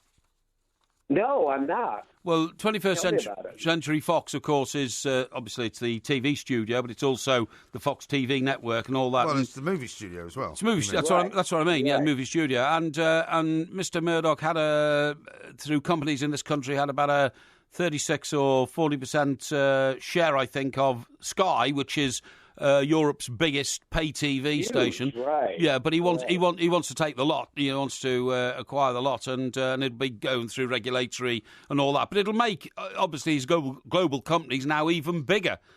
He's already a big player, isn't he, in the United States? Huge player, yeah. That's the thing with the media companies. They're massive, and they're all merging, taking total control over all the media and entertainment that we consume. There's only about 5 big players worldwide right now. Speaking of movies, I understand they're remaking or doing a sequel to Mary Poppins, and Dick Van Dyke is going to be in it at the age of 91. Good God. He is, and there's a lot of excitement and buzz about that sequel to Mary Poppins. I mean, Emily Blunt, incredible. It's just everyone in town is talking about it right now. I think it'd be a terrible shame. Well, I think so. I can't really see it working. I mean, this is a film that's going to be set something like 20 years after the original, where the kids are meant to have grown up. It's going to have Meryl Streep in it, Angela Lansbury. I think that's a terrible shame. I think the original Mary Poppins is such a magical production. Funny enough, I saw a bit of it the other night. I was, surfing the channels and all that. The original one? The original one, yeah. And it was when they jumped into a picture and ended up in the countryside with all butterflies floating around and Dick Van Dyke doing all the singing and dancing and all that. It's a magical film. It'd be a shame, really, to try and, do it again. I was reading an interview, funnily enough, Mike, with Dick Van Dyke, who said that... basically, nobody told him that his accent is because he gets a lot of stick over here for his Cockney accent, which is pretty woeful, right? But nobody told him apparently on the set that it wasn't any good, and he had a voice coach. He was Irish, and he had a voice coach who was Irish. Yeah. Well, he better get to work on it then for the remake. Yeah, he probably will. But he'll be older then. But again, it'd have to be very, very good in order not to damage the reputation of the brand, so to speak. Yeah. And finally, some wedding news from Margot Robbie and Tom Ackerley. Yes, I've heard about that. He's a British director, and they got married Monday afternoon. Yeah, it was a surprise. Yeah. Surprise to who? It was to us here. Oh, was it? Nice to everybody. Well, you didn't know they were together? We didn't know they were getting married, no. Okay. All right, cool. Right. Christmas in Hollywood is always an interesting time because the paparazzi kind of go to sleep for a couple of days, but nothing very much happens in terms of people going out. But there's a lot of home parties and things like that, right? Well, the big. I hate to bring up the Kardashians again. I know you're probably tired of talking about them, but the big Christmas Eve party is Kris Kardashian's legendary bash at her Hidden Hills home. Architectural Digest just did a big spread of it. It's unbelievable. If you haven't seen it, you got to check that out. Have you got an invitation to it, Mike? I will not be at that party. No, I'm having a Christmas Eve party at my own home. Right. Excellent. If you guys are in town, I would invite you. More than welcome to come. That's by. very kind. I haven't been in Hollywood for many a year, but we may be coming over there one of these days, so we'll look you up. Indeed. You got it. It's a deal. Thank you, Lovely. Mike. Thank you very much indeed. Mike Sington there, former Director of Operations at Universal Studios. Yes. And a big expert on the world of showbiz out there. He certainly is. Lots more to come, including Ask Porky, and quite a few more tweets to read out to you as well. This is Talk Sport. The Two Mics, simulcast across the UK on Talk Sport and Talk Radio.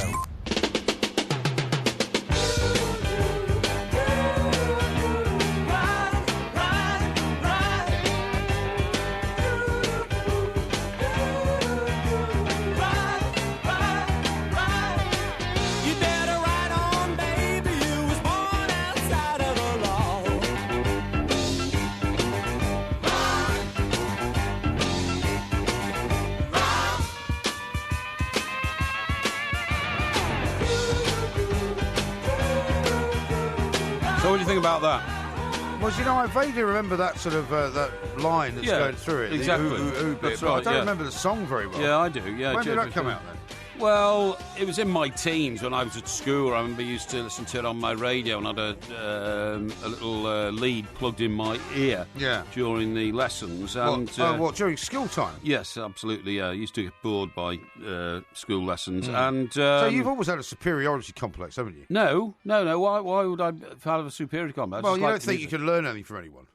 Well, you can... I mean, if you're at school and you're not bothering to listen to the teachers because you don't think they're very interesting, you've already decided that you know more than they do. Well, they just drone on, and you can learn more from books than some teacher rambling on. But I think that was the only song they ever made. I mean, no, they will have made other songs. They were a great group. I think they're American. Yeah, they are, yeah. That was the only one that I think hit the charts in this country. Listen, we had an amazing communication here from Paul, OK? Thank you very much indeed. And he sends us a map of Australia. It's astonishing because it shows...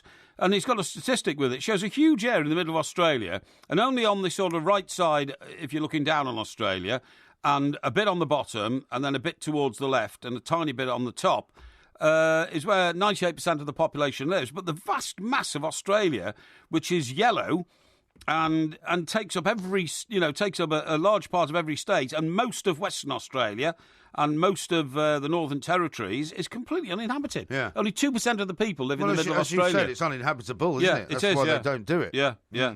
Absolutely very amazing, tricky. but thank you very much indeed for that. Well, here's another one from quite a few from Australia tonight. James Yeah. says it's 41 degrees in Perth at the moment. 41 degrees in Perth. Yeah. I've been to Perth. Great city. Yeah, I know that. Great party city, but I couldn't stand that sort of heat. And John says try playing a round of golf with the course littered with giant kangaroos. Yeah, well, I can see that. And Daniel here says, I've just woken next door up. So I don't know what kind of a house he lives in. I've just woken next door up and laughing at the kangaroo story. The poor guy wasn't very lucky, was he? A lightning strike, house on fire, then a kangaroo through the window. Exactly. Brilliant. He was a very lucky man, wasn't he? Well, he certainly was. Yeah. David says in Melbourne, a possum fell down the chimney and ran amok. I threw an avocado out the door and it went after it. They like avocados. Really? So if a possum ever invades your In the penthouse, house, yeah. You'll know how to get rid of it.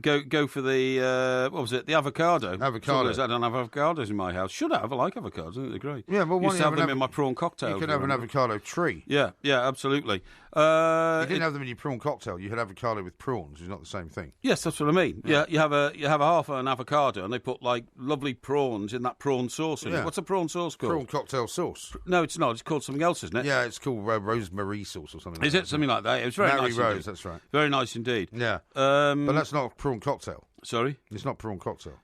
It's avocado. No, with it's not. You're right. A prawn cocktail would have a bit of lettuce with it, wouldn't it? But I still like all that. A bit of lettuce. Yeah. Well, you also get brown bread and butter. Eh? You get brown bread and butter with it as well. Brown bread and butter, that's right, yeah. Talking about all this Australian stuff, the home of surfing and all that, I came... What? The home of surfing. Sorry, I think you said the homeless surfing. No, the home of surfing. The home of surfing. Home of surfing and all well, that, you might get a few arguments from California about that. Oh, no. They might say they're the home of surfing. Oh, no. Well, when did you first hear about surfing? When did I first... Oh, Beach Boys. Exactly. Obviously, Where are they from? They are from California. They are the original California band. But you've got to remember that Australia came late into the social arena of both popular music, pop music, and worldwide communication, because, before we had satellite TVs and satellite communications, Australia was on the other side of the world, whereas America was... Well, it's still on the other side of the world. Yeah, it hasn't moved, was a little bit closer. But no... but it hasn't moved, though. No, but it's, they talk about the world gets smaller every day, and that's because of communication properties, okay? But what I was going to say is I came across a guy who I'd never heard of called Chris Tyler. Mm-hmm. And this guy is described as a counterculture luminary who in 1971 founded Skew Jack. Okay. That's SKEWJACK. You ever heard of that? No.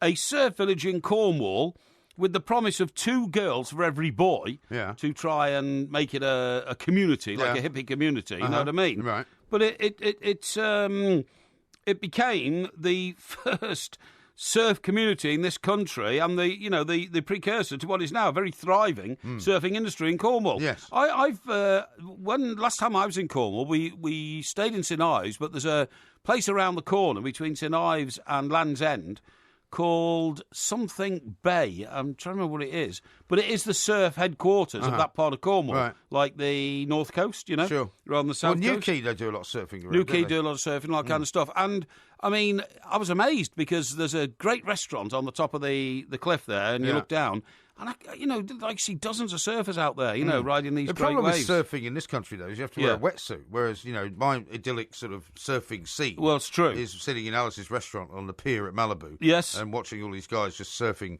Yes. wearing swimming trunks. That's right. And the place I'm talking about is Sennen Cove, actually. Okay. It says here, when Chris Tyler founded Skew Jack, Britain's first surf village, in 1971, he promised there would be 2 girls for every boy, which, in fact, I've just been reminded, is a line from the Beach Boys song Surf City. 2 girls for every boy. Do you remember that line? That's about 15 songs you've done now. Yeah, well, but do you remember that line, though? Probably, yes. And as a marketing gimmick, it showed a certain chutzpah, given that the praise came from the Beach Boys Surf City and Skew Jack was not in California, but Cornwall, a mile and a half inland from Sennen Cove, mainland Britain's most westerly beach. Yes. It nevertheless worked, and Skew Jack soon became the hub for Britain's growing band of surfers, who inevitably dubbed the place Screw Jack. that would be something to do with Screwjack. Well, So he actually invented a geographical town. Yeah. Set a town up. Yeah, that's right. And I mean, what? People went to live there. And it's still there. It's now called Screwjack Surf Village. But is it under the auspices of a local council or what? Don't know. I mean, can you do that? I don't know. You can't just start a community, can you? He met a local businessman called Ron Bishop, Yeah. and they created this community. Week's accommodation cost you £8.50 in those days. Visitors arrived in their droves to enjoy... Oh, so it's kind of like a holiday camp. Yeah, that's right. That's right. To enjoy as much surfing and partying as they could handle. By day, an old ambulance, christened Amy, would take guests on boards to West Cornwall surf breaks at Sennen Cove and nearby Gwenver and Porthcurno beaches. There'd be no rest come the evening. Tyler devised entertainment for each night of the week, including disco nights, medieval banquets, pub crawls, and boat fishing. And this has all been going on for how long? It's been going on since 1971. Wow. I've never heard of it. Absolutely never heard of it. And started party nights in the villages of Mousehole and Lamorna Cove. Mousehole, I know. I've been to Mousehole. That's the place where they got flooded, isn't it? Not only did it get flooded, I'm sure it was also the location for the tragic lifeboat disaster. Yes, I think you're right. The Penley lifeboat disaster. I think you're right, yeah. And I think it happened at Mousehole. In fact, I know it did because I've spoken before about an old colleague called Colin Bell, who sadly died of drink. Many years ago. He was a Scotsman. He was a lovely boy, very good looking, always had, half a dozen girlfriends in tow and that kind of stuff. And but Cole lost his grip. And I found eventually on a job where he lost his grip was the Heysel Stadium disaster, because I put him in charge of something to do there on the day. I think I told you. Do it, yeah. I had to assume command. We had 8 reporters there, and I just suddenly said, "Look, fellas, we're dashing all over the place. I'm going to devise a plan. I'm going to ring the news desk and tell them what." And everybody said, "Okay, that's fine." Yeah. He was the only one who didn't go and do it. He stood at the bar. He sat at the bar all day. But earlier than that, and this is a terrible story about Mousehole. It's not at all funny at all. We went. There was a helicopter which flew from Penzance to the Scilly Isles, and it went down halfway across. It was a shocking. Everybody on board. Yeah, you mentioned perished. this story before. Yeah. Well, what happened was it was all down in that area, Mousehole, and you had to go over on the ferry or you get the helicopter. And I got the helicopter back. In fact, it was the only picture I ever got in the Daily Express. I took a picture over the site of where the investigators were trying to find the helicopter, and it got published on the front page of the Daily Express. Did you get any extra money for that? No, but I didn't want it. It was great, just the thrill of having a picture in the paper. But we landed back in Penzance, and then I found a couple of days later Bell had been sent home in disgrace. He'd got down into Mousehole because we thought somebody involved with the helicopter crash had come from that village. And he went in the pub where on the walls there are pictures of the lifeboat men who perished in the Penley lifeboat disaster. Yeah. And he got extremely drunk and then made what he thought was a flippant comment saying, did they all screw up the rescue on the Penley lifeboat disaster because they'd been in here all night and they were all bladderated, and somebody punched him in the face and knocked him across the floor of the bar. Not surprising. What an idiot. And he was immediately recalled back to London, and that was the start of the end for him, really. You lose control of your life. You do. You've got to be careful how much you drink. Absolutely. Now, I was going to tell you about the Glastonbury Festival because talking about that community that's been there since 1971, do you know they're now saying they're going to move it around the country in order to protect the original site? They're going to start actually having the Glastonbury Festival somewhere nearer the Midlands because they don't want everybody going there every year. Well, I was aware of the fact that the next one might not be in Glastonbury because it's now become too big for the site itself. Yeah. And that the facilities, which I imagine must be appalling when there's hundreds of thousands of people there, literally. Well, I'm sure it's better than it cope. used to be. Yeah, but I mean, certainly every year people go from here. I think it was Pete Abbott who said he sat in a traffic jam for about 10 hours. That's right, just to get there. I mean, they can't handle the sheer numbers of people. That's right, But I don't know whether anywhere could handle the sheer numbers of people. I was going to say, where could you? If a couple of 100,000 people descend on any... I mean, it's like a football ground after the end of every game. Right. Everybody says, getting out of that ground's dreadful, tubes are full, trains are full, the roads are full. Well, what do you expect? If 80,000 people come out of a stadium at the same time at 10 to 5 on a Saturday afternoon, you're going to have to be prepared to take 2 hours to get home, where it normally take half an hour. Yeah, exactly. Because of the congestion. And it doesn't feel like that when you go in. No. Because everybody goes in at a different time. That's but right. when you go to Glastonbury, it actually does feel like that when you go in. That's because right. for some reason they have to get there all at the same time. Yes, that's They right. were going to go and do it at Longleat, but I think that was the same problem. Well, and you might get attacked by a lion as well. Well, they wouldn't do it inside the Lions enclosure, I'm sure. Well, yeah, but the thing about Longleat is there's not an enclosure, you see. It's Longleat Safari Park. Have you ever been inside it? I've been to Longleat. I'll tell you what. Been inside the Safari Park bit? Well, I'm not sure, because I was going to say to you, the reason I went to Longleat was a member of the... it was Valentine Thine? Who?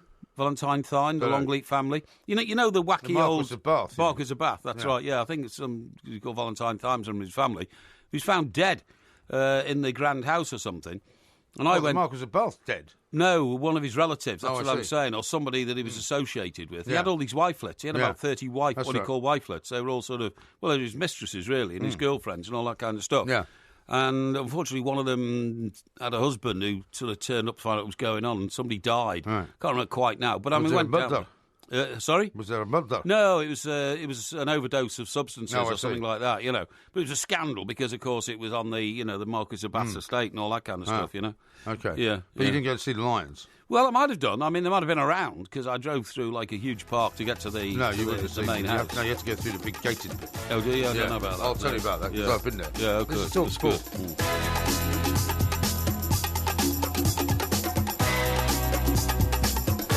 Gift Gaff says this. Has Porky got Yeah. shares in the Mechanical Copyright Society? Plenty of royalties being paid out tonight by Talk Sport. Well, I don't think you'll find that No. he's sung the song long enough to have to give any royalties absolutely. out. And Brendan says the next Glastonbury Festival will be at Pilton Longley, but it's not happening now. They're looking at the Midlands somewhere. Well, that's what I just said. Yes, exactly. I said they're probably going to hold it somewhere in the Midlands. 'Cause Yeah. I imagine they might think, with all the motorway connections going Yeah. into the Midlands, Yes. that would be okay. Well- but again, if you got 200,000 cars Absolutely. going into one place, Yeah. there's going to be a traffic jam. The other I don't really unfortunate- see how you can do it The any thing other way. I'd say is that even in normal traffic, the Yeah. M6 is a moving traffic jam anyway. Well, it so is. I'm not sure it's going to be any better. And so is the whole sort of Birmingham conurbation area. Absolutely. you'd Now, have to listen, say. I want to talk to you about a ridiculous, nanny state development, which Oh, yeah. I've come across, which is so outrageous that I think that any doctor who undertakes it should be struck off. You go to your doctor, right, Yeah. and the doctor says, "How are you doing then? Oh, fine, yeah." And then the doctor says, and he might say this to a female patient, and just tell me a little bit about your lifestyle and all that. Any woman who admits to having more than 2 glasses a night will then be sent for a liver test. Yes, I saw this story actually. Now, that is outrageous, right? Yeah. So a woman But can't... isn't this what preventative medicine is all about? Yeah, but I mean, so that means that a woman whose friend comes round, or the next door neighbour, or something like that, you crack a bottle. You see it happen all the time in Coronation Street. You see it happen all the time in EastEnders. You see it happen all the time in, any TV drama, whether it's crime or anything. And the minute that you've put the second glass of wine to your lips, you're off to the But surely they liver don't mean specialist. just 2 glasses of wine. They mean if you drink 2 glasses of wine every night. Isn't that what they mean?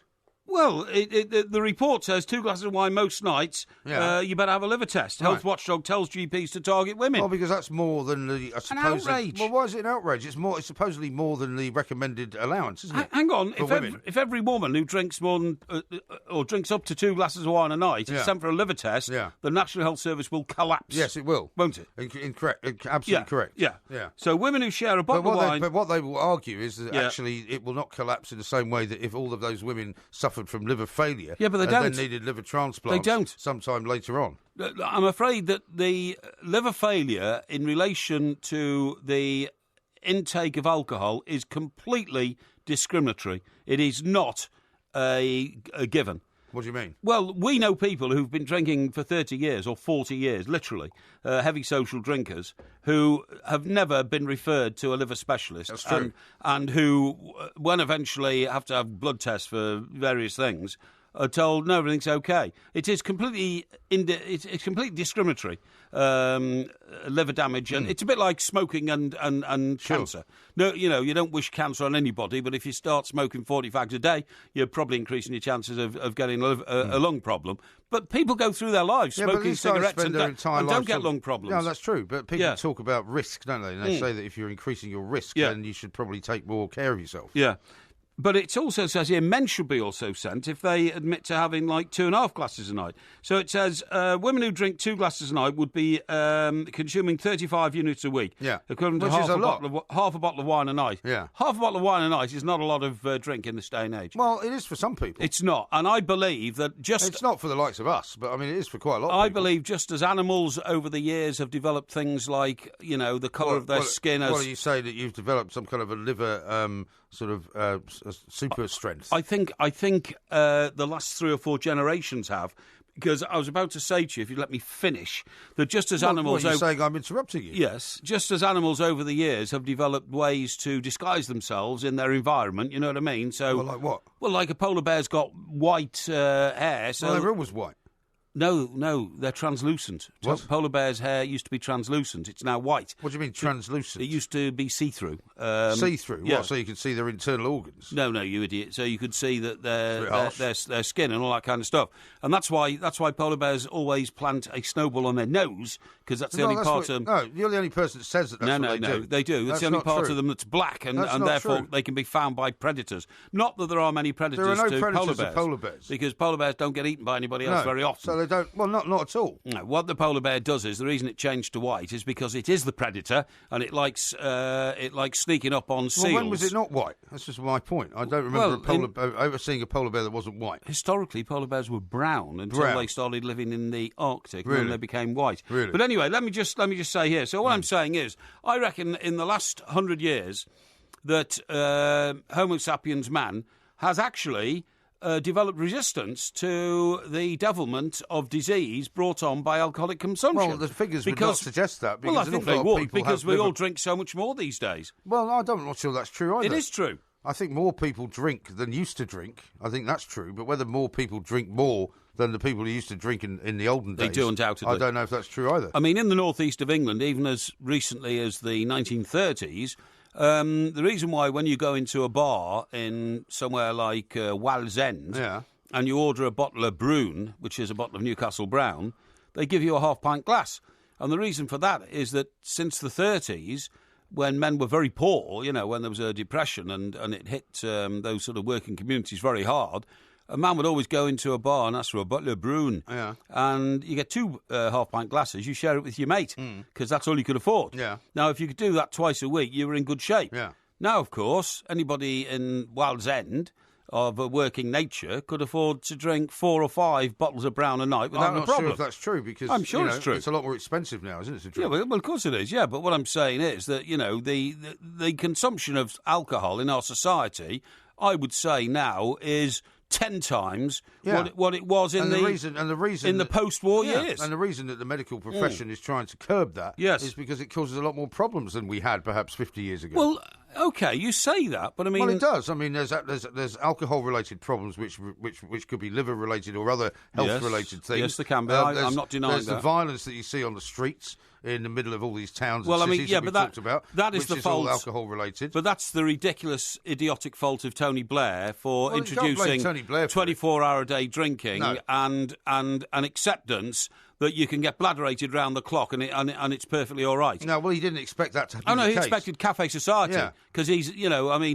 lives in Cloud Cuckoo Land, and don't worry, get anybody. Well, no, I mean, he would have thought it would be Put a few possible. tables Well, no. outside the bar and Well, open till 3 well, in the he would have- morning, and everybody well, will sit there well, and yeah. sip coffee Well, he would have and drink thought, he would brandy. have thought that it would be possible to actually give a reasonably civilised nation the right to drink when they wanted to, and they wouldn't all start fighting each other. Completely Sadly, he was wrong ridiculous. because he totally overestimated the ability of the ordinary people of this country not to behave like savages. That's what happened. Most every decision he made, as most It's nothing to do with Tony politicians Blair. do, he No. got wrong. No. He It's got nothing the to do with invasion Tony of Blair. Iraq wrong. He got 24-hour drinking wrong. He got the tax structures all wrong because he allowed Gordon Brown to run riot. And by the way, There's nothing to do by with the Tony way, Blair. I'm not being particular here. David Cameron got everything wrong. He got most of the things David Cameron did. He got completely wrong. Okay. In every way, in the taxation structure again, in the relationships in societies, he got everything completely wrong, right? Yeah. Now, it says here, getting back to this report, up to 1.9 million adults regularly drink harmful levels, right? Yeah. And this includes a disproportionate, increasingly numbers of women, okay? Yeah.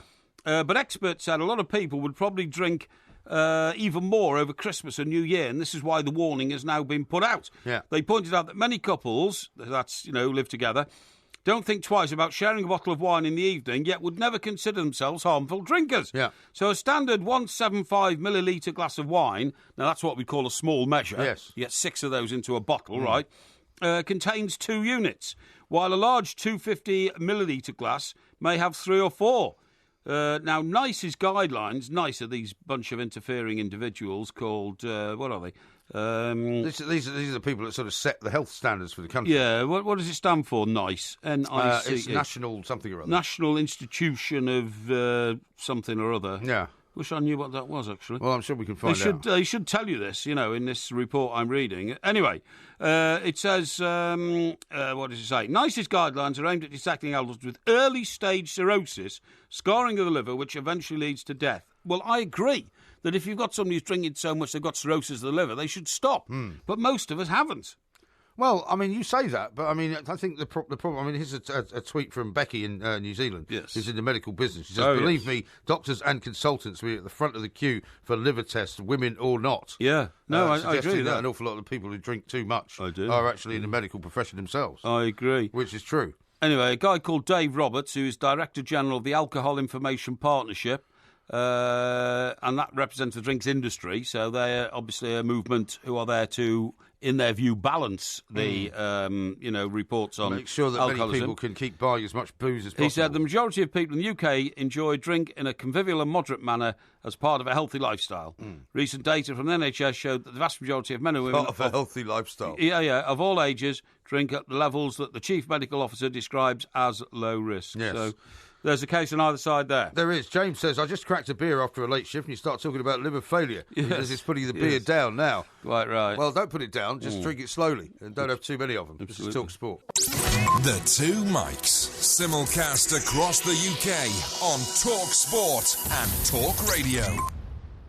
Now, you've had a go at me for singing during this course of this show. I don't know how many songs you've sung Well, tonight, but it's I've probably up to about 20 now. I've only just edged and touched on them. But anyway, look, there is a song that we've been promising the audience for quite a while, and that is Padre Parry, who doesn't often surface and make an appearance on this show, felt that in Christmas week we should make an offering. So Padre Parry and his guys as Padre Peaky, because he has an association with the Peaky Blinders, has brought you his Christmas offering, and it goes like this.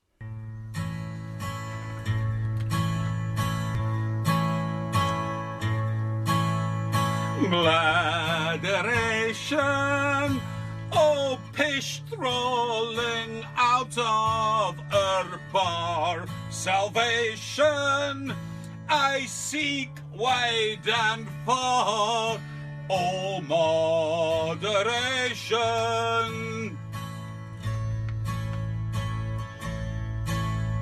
Sweet is the sherry right here in my glass. Too much of that and I fall on my ass. Start life in the lead, but you'll finish last if you don't give the bladeration a blast. Moderation, oh joy for the day of the salvation. It's past, there'll be no more bladeration.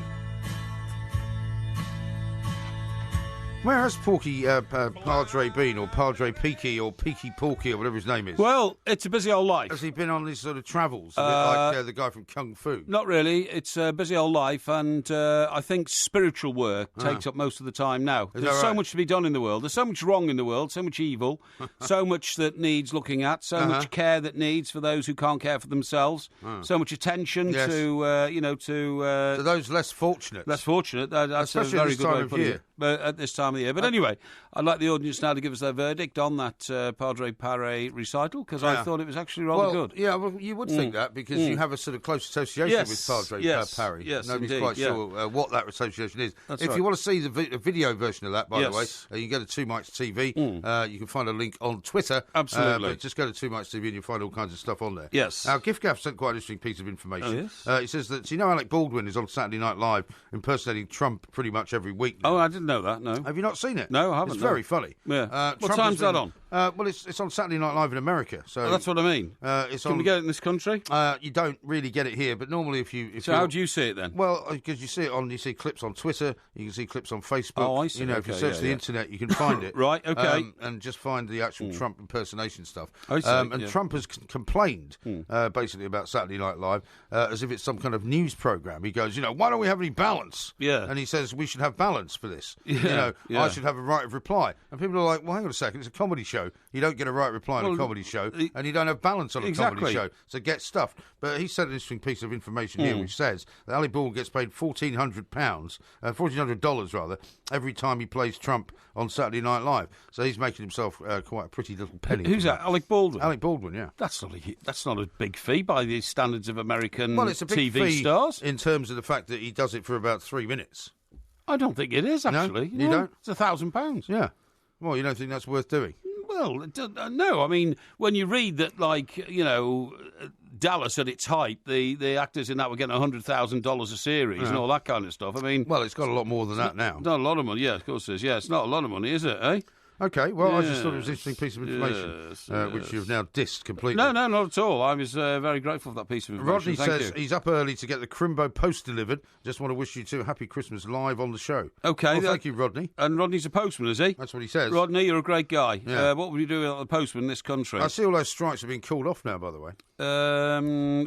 Are you talking about British Airways? The airline strikes are all getting called off. Yeah. The ground staff, anyway. And what about the other ones in the post offices? Post offices I haven't seen. Well, I've had a report back saying that actually the post office ones might be called off because the response from the actual people themselves, the workers, has been poor. And in fact, there's been quite a lot of opposition to it on the ground. What, because they don't actually want to take the time off? They don't actually want to take the time off. They don't know why they're striking or what the issue is all about. And on that basis, are the train strikes going on at the moment? Well, you tell me. You live in 20 the and southern 21. district. Yeah, but I haven't used them. Let me see. What's the date today? 20th today. Yeah. 21st today, Wednesday. So there might be a railway strike on, which is difficult because I've got to get back into town. I thought they were having today. strikes on Tuesday, Wednesday and Friday, but not Thursday for some reason. Well, it's Wednesday today, so Yeah. it might be a strike. Yeah, I think so. Yeah, but the reason they do that is it's a despicable and miserable tactic. It means that by the time the trains are back in place for Thursday, they're already been taken out again because they're not needed on Friday. Yeah. So it disrupts the whole 4 days. Yeah, exactly right. Yeah, And then they, yeah. But I would imagine from the post office's point Yes, of view, some of yes. the people who might have been thinking about going on strike Yes. would have looked at what they might be making over that sort of festive period and might be making more money than they want to give up. That's right. Now I we've got suppose. yes, you're right there. Immediate response from the what I would call the panel, i.e., are some of our millions of listeners to the Padre Parry song. One here from Stumpy Dog. He says, "That is awful, Porky. I've written many better songs than that. I'm going to do it tomorrow. Same song." Yes. Here's one from Scott. He says, Porky, I think you're great and love everything you do. However, that Padre song was utter tosh. No. What's it got to do with me? I mean, all I do is help with the direction of things. You know what I mean? Yes. And, Becky says this, good God, what a racket from Padre Parry. 10 patients and 6 nurses just asked for hearing protection. What? Shocking dirge. What? I don't think so. I think it was actually rather good. No, I don't If I think had so. to give an independent opinion, but I mean, that's only my independent opinion. Well, it may be that Padre Parry just hasn't really been practising enough lately because he's been too busy doing other things. It could well be. Now, listen, you won't believe this, but I found this survey, right, and it says that the way people impress these days, and you're going to accuse me of this now, I knew at the moment I saw it, Yeah. right, being busy has become the latest status symbol. According to a study, and a remorselessly full diary is considered by some to be the only marker of success. Yes, well, you would definitely fit into that category. Well, I don't think I would at all. No, you do. You're always making out you're busy all the time. I mean, I remember when I used to ask you and quiz you in here on what you've been doing for the 17 hours that you weren't here. Yes. And you would just say paperwork. Yes. No, and that was all you would offer up. No, I wouldn't. No. I mean, by the way, I got involved in paperwork today with end-of-year tax returns. My God, do they drive you bonkers? Well, why haven't you got the accountant to do that? Well, he does do it, but he needs information from me to be able to fill it all in. Yeah. So when he's asking me for VAT returns from various businesses and all that, I mean, you know, I have them. I have to send them to him. Keep track of all this stuff. Yeah, I know. And then you know, things like annual statements, because of course you get those in April, May, and then you bury them away somewhere, and then by October your accountant needs them, and then he hasn't got them. What? Oh, things like, you know, mortgage payments and pension. Well, don't you have a file for all this stuff? Pension. Well, yeah, I do. Well, you just chuck it in a pile, don't you? No, I don't. Yes, I don't. And things like, you know, rent payments and all that kind of stuff, and the annual... Well, the ones that are incoming. All that kind of from stuff. the Egyptian doctor. Nightmare. But anyway... You're the one that's chosen to have such a complicated financial structure in your life, aren't you? Anyway. It says here... It's true, isn't it? I'm telling you about this report. I'm telling you about the report. This is what we're talking about. Right. As mass production has made luxury goods affordable to large chunks of the middle classes, people have turned instead to conspicuous consumption of time. Yes. Right? Yeah. Of time. As a way of telling others how important they are. Well, you don't like the idea of not doing anything, do you? No, I don't. And you say you never want to admit to anybody you're not doing anything. Well, it's not that I get nervous not doing so. If I'm not doing something which is productive, I feel guilty that I'm letting something slide or something's going away. Or I just do. It says the change has also been powered by the crumbling of the old social order during the 20th century and the emergence of an economy that depends on the ceaseless flow of ideas, information, and 5 a.m. emails, OK? Yeah. It says marketing experts in the US first analysed 1,100 humble brags. Humble brags? Humble brags. What's that? A humble brag is a remark that looks like complaints but are actually meant to be interpreted as boasts. Oh, I see. So it's a kind of, I'm up to my eyes in it. You know what I mean? Yeah. Right? I've got to go to 5 parties tonight. Yeah, that's right, yeah. Tweeted by American celebrities, including the actress Lindsay Lohan, they found that 12% of these statements related to how hard famous people wanted to let other people know how hard they were working. Sure. Well, you do a bit of that, don't you? You'd have to admit that. Yes, you do. I don't. Well, what are you going to do today, for example? Today? Yeah. Well, I'm making a show this morning before lunchtime, right? Yes. Yeah. So that's making you quite busy then, isn't it? Yeah, that's going to keep me... So it means you're going to go home for a few hours sleep. Yeah, and come back. Right. And or are you not going to sleep because you'll be too busy? I probably won't be. I'll be in a studio for about 3 hours. I'm not sure which studio we're going to be in, but I've got to do that. And then this afternoon, I have to go and see our distributors to our DVD because... You have to? I have to. Yeah. Because there's been an overwhelming demand. I was there yesterday and there were 100 orders flowed in. What do they need you for? 100 orders flowed in. Well, because... some people are ordering both the new one and the old one. Yeah. Some people have got multiple orders with T-shirts. But why do you need to be there? Because I go there to try and help out, because it is very, very busy. You don't need to be there. I do need to be there. So you package them up, do you? No, I don't package them up. You but just stand around? No. I make sure that the next order, which is coming in, as you know, they're manufactured in Belgium, they come in by a shipping line, are going to arrive at the same place. Well, how else would you get them from Belgium? Well, if you don't fly them, you know. Well, you could fly them. No, you couldn't. The point is that if you have a situation in place, you have people to send them out, you have people to send them to the people that send them out. Yes. I don't understand why you need to be there. It says here, the ostentatiously busy person is placed significantly higher up on the social ladder, as well as being judged to be more in demand and more respectable. Okay? Well, that's what you think. Yeah, I disagree. No, that's the way people see it these days. Why don't you ask me what I'm going to do tomorrow?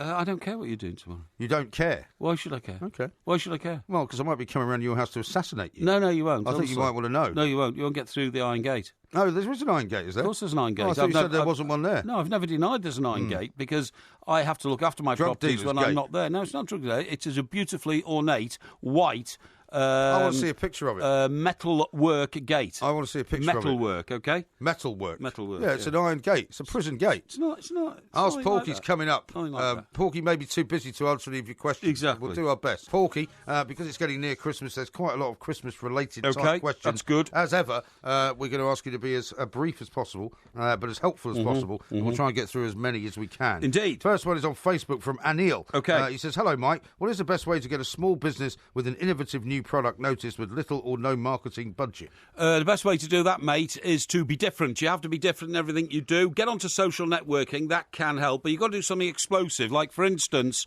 if I'd have used the Cinnamon Challenge to promote a business, it would have by now have reached 25 million people because that's how many times it's been downloaded. You need to think of an idea like that. They come around very, very rarely. I didn't do Cinnamon Challenge because I thought it was going to be exceptional in terms of numbers. I did it because it was a bit of fun at the time. So sometimes you happen onto these things accidentally. Here's a football question. Ray says, in the current climate, should I save for a house deposit or buy a season ticket and shirt for Watford FC? I would say for a house deposit, mate. I know I admire your loyalty to your club, and having a season ticket in your back pocket makes you feel part of a great family, particularly if historically you've supported them all your life. Maybe your dad did as well, or members of your family. But to be perfectly honest, in the real world, having the bricks and mortar security of a house and getting onto the first rung, I beg your pardon, of the property ladder, which many, many people find are beyond their reach these days, is a very good thing. Here's one from Stephen. Porky, my granddaughter is worried Father Christmas won't be able to get his mince pie on Christmas Eve as they have not got a chimney. I told her I would ask Porky if he knows how he gets in. And he says, have a good Christmas. It's absolutely no problem at all. Santa Claus does visit homes without chimneys. Chimneys are not on every home these days. And, of course, in my day, Santa Claus used to come down the chimney, used to leave soot all over the grate, but he always had time for the quick glass of sherry, a bite of a mince pie, and we used to leave a carrot for Rudolph, the red-nosed reindeer, and he always had a bite of that as well. Yes. But these days, Santa Claus, he's had to change his methods. Santa Claus can get through locked doors. We can't tell you how, because that's a secret. Well, Santa Claus put lighting on the magic. Hold himself, but he can. The Verm says this, I'm 60 next year, me and the lads are going racing and a night out, but we can't make up our minds whether we should go to Chester or York. Yeah. Which one and why? Well, let me tell you this. Chester and York are equally great cities. They're Roman cities, very historical, and their racecourses are equally good. However, I would opt for Chester because I'm a Chester boy. I'm a Cestrian. It's a wonderful city. I was there recently. It's got so much great nightlife, and really you'll feel part of it. It's a wonderful community. I would opt for Chester, lads.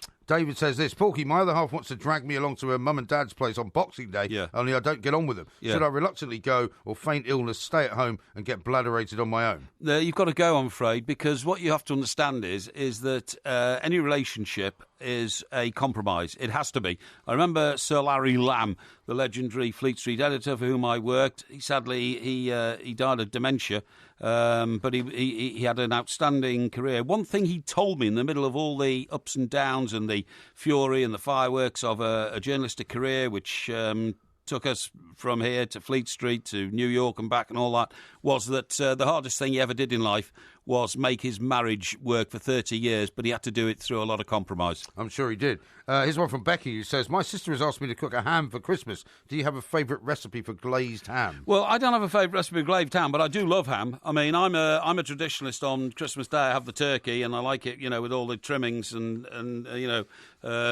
bacon and sausages and all that kind of stuff. Or what they call Pigs them? in Blankets. That's it, yeah. and all that.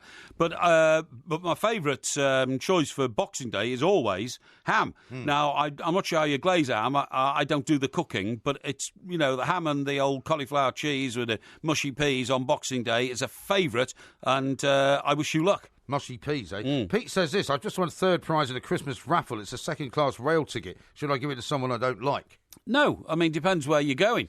And, by the way, there's nothing wrong with second-class railway carriages. But all I would say is try and take them at off-peak times because they're just as good as a first-class carriage if you can get a table. The only difficulty is in second-class carriages, only about 1 in 30 seats has a table, whereas in first class, every seat has a table. So just be smart. OK. Liam says this, what are the best and worst Christmas presents you've ever received? Well, that's difficult to say over the years. I mean, you know, the best Christmas presents are those that you want at the time. I suppose when you're a kid and you get a bike for Christmas, that's pretty damn good. You know what I mean?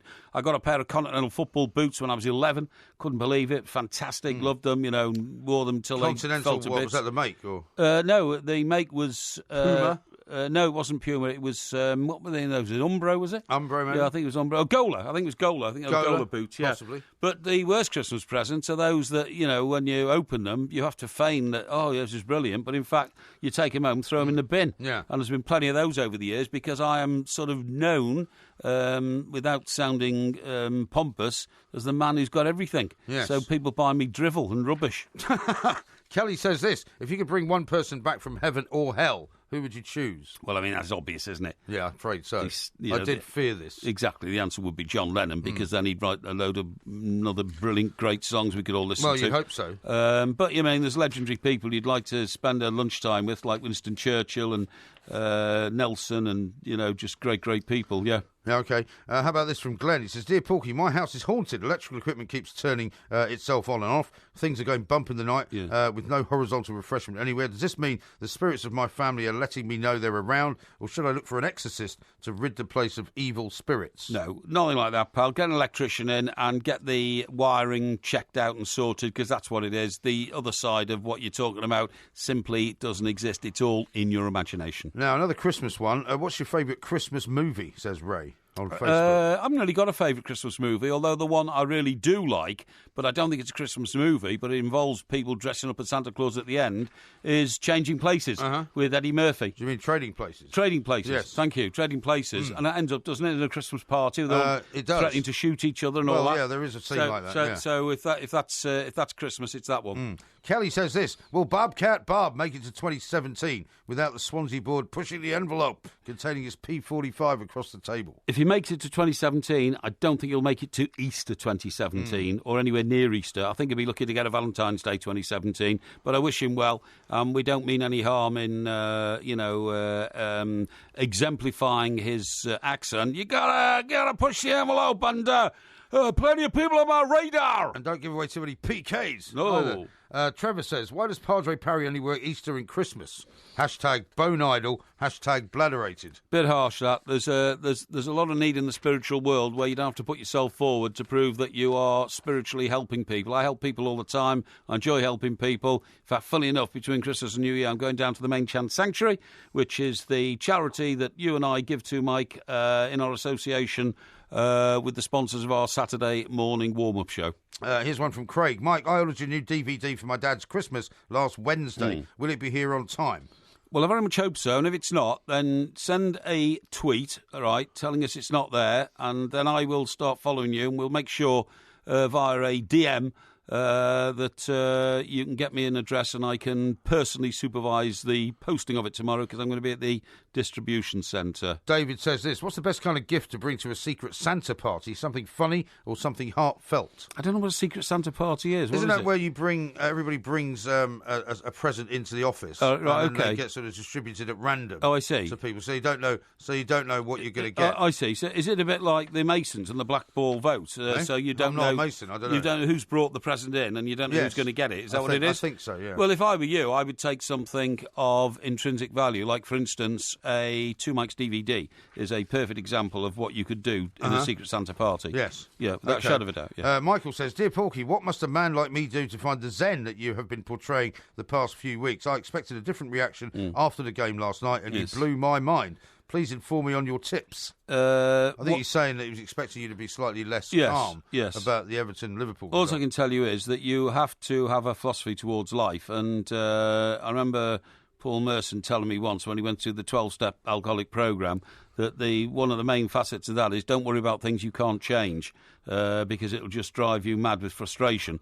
And I have a certain sympathy with that point of view. If you can't change it, what's the point of worrying about it? Just get on with life and face the next challenge. Very sound. Yes. Sean says, should I go to Prenton Park to watch Tranmere on Boxing Day versus Macclesfield or go to a family party? Well, it depends on the strength of the family party and the obligation to your partner. Christmas is a terrible time for compromise because you like to spend the day at home with your family and all that, and then the following day your partner says, we're going to see my family now on Boxing Day. You might not get on with that family, but that's the compromise relationships. One of the reasons, I have to say, that I've never entered into a full-time relationship on that basis is that I've perhaps been a bit too selfish to want to spend, ions of my life in rooms sitting there drinking tea or a glass of sherry with people I can't stand the sight of and who bore me to death. I just will not tolerate that waste of my timely life. Well, this is a very good follow-up to that from Jonathan. Porky, is there a Christmas food or drink that you don't like but just eat or drink because it is the festive season? No, not really, although I have to say I always have Christmas pudding if it's offered to me, at a family Christmas Day lunch, because it is Christmas Day and because it's Christmas pudding and I want people to feel as Christmassy as I do. Yeah. I don't really like it, to be honest. No. But you can't eat much of it, either. You can't eat much of it, but if you slap enough cream on it or enough custard, Yeah. it's edible. How's the cream shortage going, by the way? Cream shortage is... There's plenty of cream out there. Well, no, it's not plenty. The cream shortage has been handled. It's been handled. Yeah. Okay. One final one from Yeah. Mark. It's an animal-related question. Okay. My daughter's hamster has escaped from its cage and is loose in the house somewhere. Yes. Advice, please, as I have 2 hungry cats lurking. Well, that's a desperate situation, but surely the hamster has a favourite sort of nibble, favourite food, whether it's be bits of corn, which they sometimes like. Cheese, hamsters. maybe? Bit of I don't think hamsters are into cheese. I think mice are into cheese. Hamsters are into a bit of corn, bit of ham, something like that. The only other thing you can do is going to keep your cats locked up until you get your hamster back in its cage. Otherwise, it could be a very, very tricky situation. Yeah, maybe put the cats in the hamster cage until you find the hamster. Don't be ridiculous. Well. Bigger hamster cages. Well, they might have a bigger one. You idiot. Thank you very much indeed. That was Ask Porky. There'll be one again coming up next week, of course. Yeah. That might be New Year related. Yeah. We might be doing New Year resolutions as well at some point. This is Talk Sport. The Two Mics, simulcast across the UK on Talk Sport and Talk Radio. It's coming up to Christmas, and everybody needs an advent calendar. So here's one for you, Two Mic style. Ho, ho, ho! Come on, Pet. Just tell us where you buried that body. It's obvious you've had a row. Did you fall out over a cup of tea or something like that? And did you decide you had enough of your husband? So you whacked him over the head with the kettle, and then you took him down the garden, you buried him in the bottom of the garden, then you went to the pub and had a gin and tonic. Is that what happened, Pet? Ho, ho, ho! Hey, hey, hey!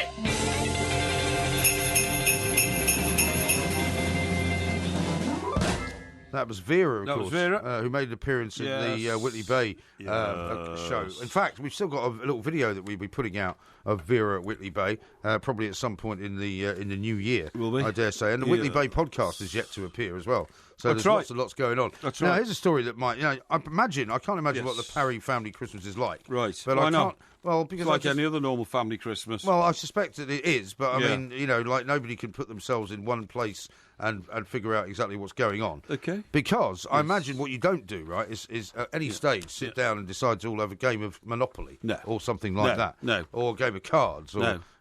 you don't sit around and actually Well, actually, funny enough, have some any, of the... what I would call sort of a collective behaviour. Oh, Mike, they try and make it happen. And again, I cannot stand it and I won't do it. Well, one member of the family in particular, who's, we used to all act like a family. Yeah. Come on, it's all great fun and They all don't that. try and play charades or anything. No, do they play Newmarket. Oh, what's that? It's a card game. All right. And I don't know what the rules are of it, but Well, something to do with racing, presumably. well, I think it's it's got like a racing background, but Yeah. it's about having the same sort of cards or something like that. Yeah. I cannot stand sitting around a table on Christmas Day afternoon or Christmas Day early evening playing stupid games. No. Whether it's a card game, whether it's Monopoly, Cluedo, anything like that. Yeah. Mousetrap. I mean, years ago, I used to do the old, what was the one with all the questions, which was very popular? Trivial Pursuit. Trivial Pursuit. Yeah. I used to do that because I was very good at that. I used to also, win it, you know what I mean? Yeah. Well, so you want to play a game that you can win. I understand that. Yeah, but yeah. also, Trivial Pursuit is sort of vaguely straightforward. Yes. You don't have to do anything. No, you just answer questions. That's right. Yeah, and then go bop bop bop bop bop bop bop around the board. My Yeah. sister's one for games. Oh, yeah? Which used to drive me No, mad. no, I can't stand it. No, And, I just say no, and then people say, "Oh, you're not being very Christmassy." I say, "I am." Yeah. I said, "You're not being boring. I'm Yeah. not sitting there. I'm going to the kitchen." So you go to the kitchen and open another bottle of grog. I do. I go in the kitchen, open a bottle of grog, and then I put the old telly on because I like watching the box. Yeah. I managed to get her to stop asking people to play charades, which I hated. Oh, I mean, this about some- holding up your hand like a movie Like a camera, film director, and yeah. then with your right hand you start going, Yeah. put it in a circular motion. Because everybody knows that's how you make a film. Indicates film. Yeah. And then two fingers you tap the For top number- of your arm. What's all number- that about? Well, that's number of words. Oh God, yeah. Or And sometimes it's number of syllables. number of syllables, and then you fold your two hands like Yeah. that. Oh, For that's a book, is it? Yeah. God, Right. no. But she also had this game Do called me a Pictionary. favour. A game called Pictionary. Oh, Pictionary. That's like cards with pictures on, isn't it? Well, what it is now is that you play in pairs, and basically what happens is you, if I'm playing in a pair with you, Yes. I get a card which gives me something to describe, and I have to draw a picture and show it to you, and you have to guess what it is. Really? Yeah. Then why'd you play in pairs then? Because I mean, if you're because you're playing then against other pairs, so I mean it's an ideal family game because it means that you can play with as many as 8 people. Doesn't sound very ideal But when my to me. father, God rest his soul, was Yes. not all there, Yeah. started to not be all there. He played with my mother one year. You're about Crazy Archie. Yeah, well, I don't Yeah. refer to him as that. 'cause Oh, I right, think that okay. would be disrespectful. Oh, okay, yeah. And every time he got a word, right, he would look at the card which said Yes. Pictionary on it, Yes. and he would just draw a dictionary. Draw a dictionary? Yeah. Why? Because he misread Pictionary for dictionary? Yeah. Ah. And so the first time they got it, he drew a dictionary. But your father should have been very good at that because he was an artist, wasn't Well, he? he was an artist. He's a yeah, graphic in fact, artist. it was a very good dictionary that he drew. Right, okay. And but my mother, who wasn't very sensitive to him at the time, was Yes. like, why have you drawn a dictionary? Yes. And he said, well, that's what it says I should draw. Yes. So she drew the dictionary. Then she said, well, that's not what it is. And then she said, no, well, let's take another card. And gave him another card. Yeah.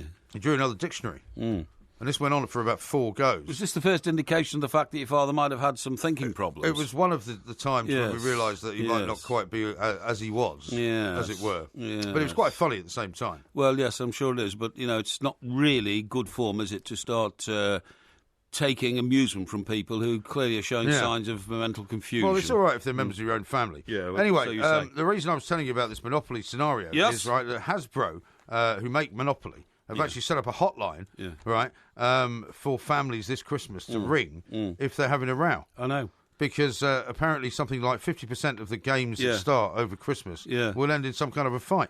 Well, Can you believe that? do you know what? I watch like channels all day long, sport and news and, to keep up with what's going on as Oh, I'm yeah. going about my daily business so that when we get in here at night, we're all... What well, you're saying to me, you're constantly working and busy all the time. Yes, but I always have a television on in the background, depending on what room I'm on, Yes. sorry, or what planet I'm on, and now there was one TV presenter today, one particular channel, who came across this story and simply would not let it go, and then every correspondent who came on, no matter what story they were covering, was, "Oh, do you play Monopoly? Oh, which properties do you go for first? Oh, do you go for the old Kent Road?" And all this kind of... Really? Just went on and on and on for a couple of hours. Really? To the extent where I thought, has this person been out for their Christmas lunch? Yeah. And have they... had- Well, somebody's given them the idea, right? Yeah. And have they had too much sherry? Because an extraordinary interest in this that went on and on and on, you know. And There's something worse than sort of exactly. a news channel that doesn't let go of something. Well, it's nothing wrong than somebody who thinks they've got a very funny story or a funny idea, and then, as you quite rightly say, instead of consigning it to, the dustbin of history after 10 minutes, just goes on and on and on, like they've just rediscovered it again, you know what I mean? Yeah, no, it's ridiculous. Rodney says this, I've just seen Padre Parry's sermon on the 2 mics on YouTube. Yes. I've got to say the best thing about it is the look on old MG's face. What? That's a bit harsh, isn't it? Well, I mean, apparently I'm the star of it now. You won't like that, will you? What do you mean, the star of it? I'm just Tell telling Padre you. Parry does all the hard work and the singing, eh? Yeah, I know. Isn't that tragic? You've done all that hard work and they prefer me. Anyway, here's one from Lee. It says, MG, I bet them lads who work down that distribution centre think Porky's a right pain in the arse. Yeah, well, oh, look, he's here again. They're all women, actually. Are they? And So that's why you go. They welcome my presence. In fact, I took them a box of wine today to thank them for their efforts. Yes, what sort of wine did you take them? Pinot Grigio. Pinot? Yes, yes. From whence did it come? It came from Majestic Wine Store. Did it? Which is just down the road. I carried it myself. You really did? Yes, I did, Wow. yeah. I thought you did. I thought you had sciatica. I have got sciatica. Has that been miraculously cured as well, just like your heart? No. That's that is still... By the way, did you know that it's Chris Everett's birthday today? Chris Evert, the tennis player? Yeah. I did not. What age is she? She's 62. Is that right? And do you know how many times she won Wimbledon? This is amazing, this. 6 or 7? I'm just going to count her up now. She first won it in 74, Yeah. retained it in 75, Yeah. won it again in 76, That's 3. and 77, That's 4. and 78, That's 5. and then missed out in 79, Yeah. but won it in 80 and 81. That's 7. Yeah. I got it right then. And nearly 8 consecutively, Yeah. but apparently beaten in the final in the one she missed in 79. That's a pretty good guess on my part, though, isn't it? Yeah, very good guess. Tony in Manchester says, for the next Porky quiz, Porky should be given 10 Trivial Pursuit questions based on his claim that he is brilliant at it and always wins. Yes, yeah, I don't mind that. Hey? I don't mind that. Don't mind that. Should we want to do that? Yeah, want to do that? Yeah. Well, you know, we could do it. We could do that this week instead of a Christmas quiz. We could, because it's indeed. got a Christmas theme. It's got a Christmas theme. I don't mind You that like at all. Yeah. So the genuine Trivial Pursuit questions. Yes. Okay. Yes. All That's fine. That's fine. So the independent quiz masters will have to go and buy a game. Well, pull all the questions out. Yes. And select them from there. Yeah, as long as they don't, just to wind me up, select the most obscure questions of the lot. I'm not responsible for what they select. They should. I mean, how many categories are there in Trivial Pursuit? Is there 6? I don't know. 4, I 6? think there's normally 4, isn't there? Is there 4 or 6? Yeah. I think there's a bit more. I think 5. there's 4. There's sport. Yeah. There's entertainment. There's current affairs, isn't there? History, world geography. affairs, something like that. Yeah. But anyway, whatever. I think I'm told there's 6. Is it 6? Yeah. Right. Okay. Well, in that case, 2 from each, 12 questions is fine. You want a question? You want a quiz with 12 questions? Why not? Why Okay. not? Because then it makes it. That means if you get 3 right, it's even worse. Well, it means we square the circle, don't we? What? Okay. And we'll make it faster. We'll make it sharper, like it would be in a game if you had a board around the no table. thinking aloud. No thinking aloud. Well, a bit better thinking aloud, but I'll make it rapid thinking aloud. Okay. Okay, rapido. Yeah, rapido. All right, very good. Okay, excellent. Okay, well that'll give them something to do. Yes, because they like to keep busy as well. Indeed. Quite a few other tweets coming in about what you've been saying about Christmas Day. Yes, and here's one from John who says the latest effort from Padre Parry is a massive downgrade on last year's effort. What? Well, I'm sorry to tell you, John, that actually there wasn't one last year because Padre Parry was on the missing list last year. I think he was actually. But I don't think he appeared last year. I think this is very bad news that people are having a go. I thought it was actually a very well constructed effort. Yes, I think so too. I thought he did very well. Some people here saying, that's awful, Porky. I've written many better songs than that. I'm going to do it. I've done that You've done that already? Yeah. No. Sean says, hi guys, just leaving for my flight home. Baghdad, Istanbul, Manchester. We'll download the rest of the show in Istanbul. Hang on, is that a joke? What? This guy's coming home from Baghdad. Well, I guess he is. From Baghdad via Istanbul and then back to Manchester. Yeah. That's an adventurous little trip, isn't it? Well, I'm glad I don't live in Baghdad. I can think of a million better places to work. But Really? I mean, obviously the man's got a very high-powered job. Well, it depends what he does. Yeah. He's probably in security, maybe. Possibly so. Yeah. He's Well, part of the recovery team. Very, very good luck to the man. Do you not sit down and watch like a TV program on Christmas Day? Because I like watching Christmas Day TV. We will always do something like that. Yes, yeah. exactly. Yeah. And I hope there's some good TV programs on. And also, actually, should you not be researching what's coming up for Porky Vision? Well, I'm going to get myself a copy of the Bourne film for Christmas Day. Yeah. And if nobody else wants to watch it, they can leave the room. Yeah. They can go and sit in the kitchen. Well, presumably, it's or go in the West Wing or the East Wing. It's one of your family, sort of seats. There'll be more than one TV, right? Excuse me. We have, in fact, got a designated TV gallery. A TV gallery? Yes, and we've got... how many TVs are in the gallery? One, huge one, the size of the wall. And then we've got 2 other rooms in the East Wing and the West Wing, which are perfectly adequate as lounges with TVs, you see what I mean? Right. But the gallery one is the one where it's got all the technology. Okay. So that's the one. To stop talking now. That's the one I will summon. Okay, this is Talk Sport. Look at the light! Don't forget to come back tomorrow for another sparkling, as busy as a bottle of champagne podcast from the 2 mics. song of Phil Collins which I most like Yeah. is one called That's It, or That's All. That's it. Is it That's All? That's it. No, is it That's It? That's all. You sure? No. It's That's No, all. It's That's all. It's That's All, is That's it? all. Yeah, I thought it was a That's great all, song. is it?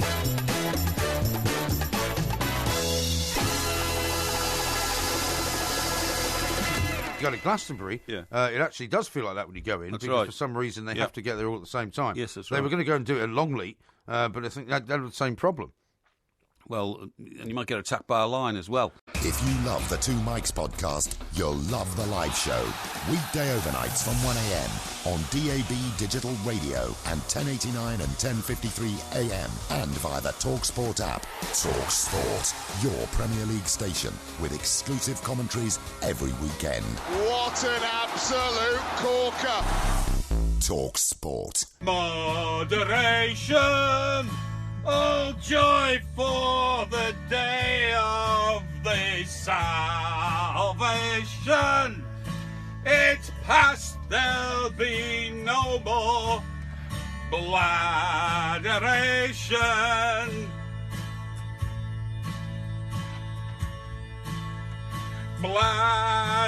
Bladderation!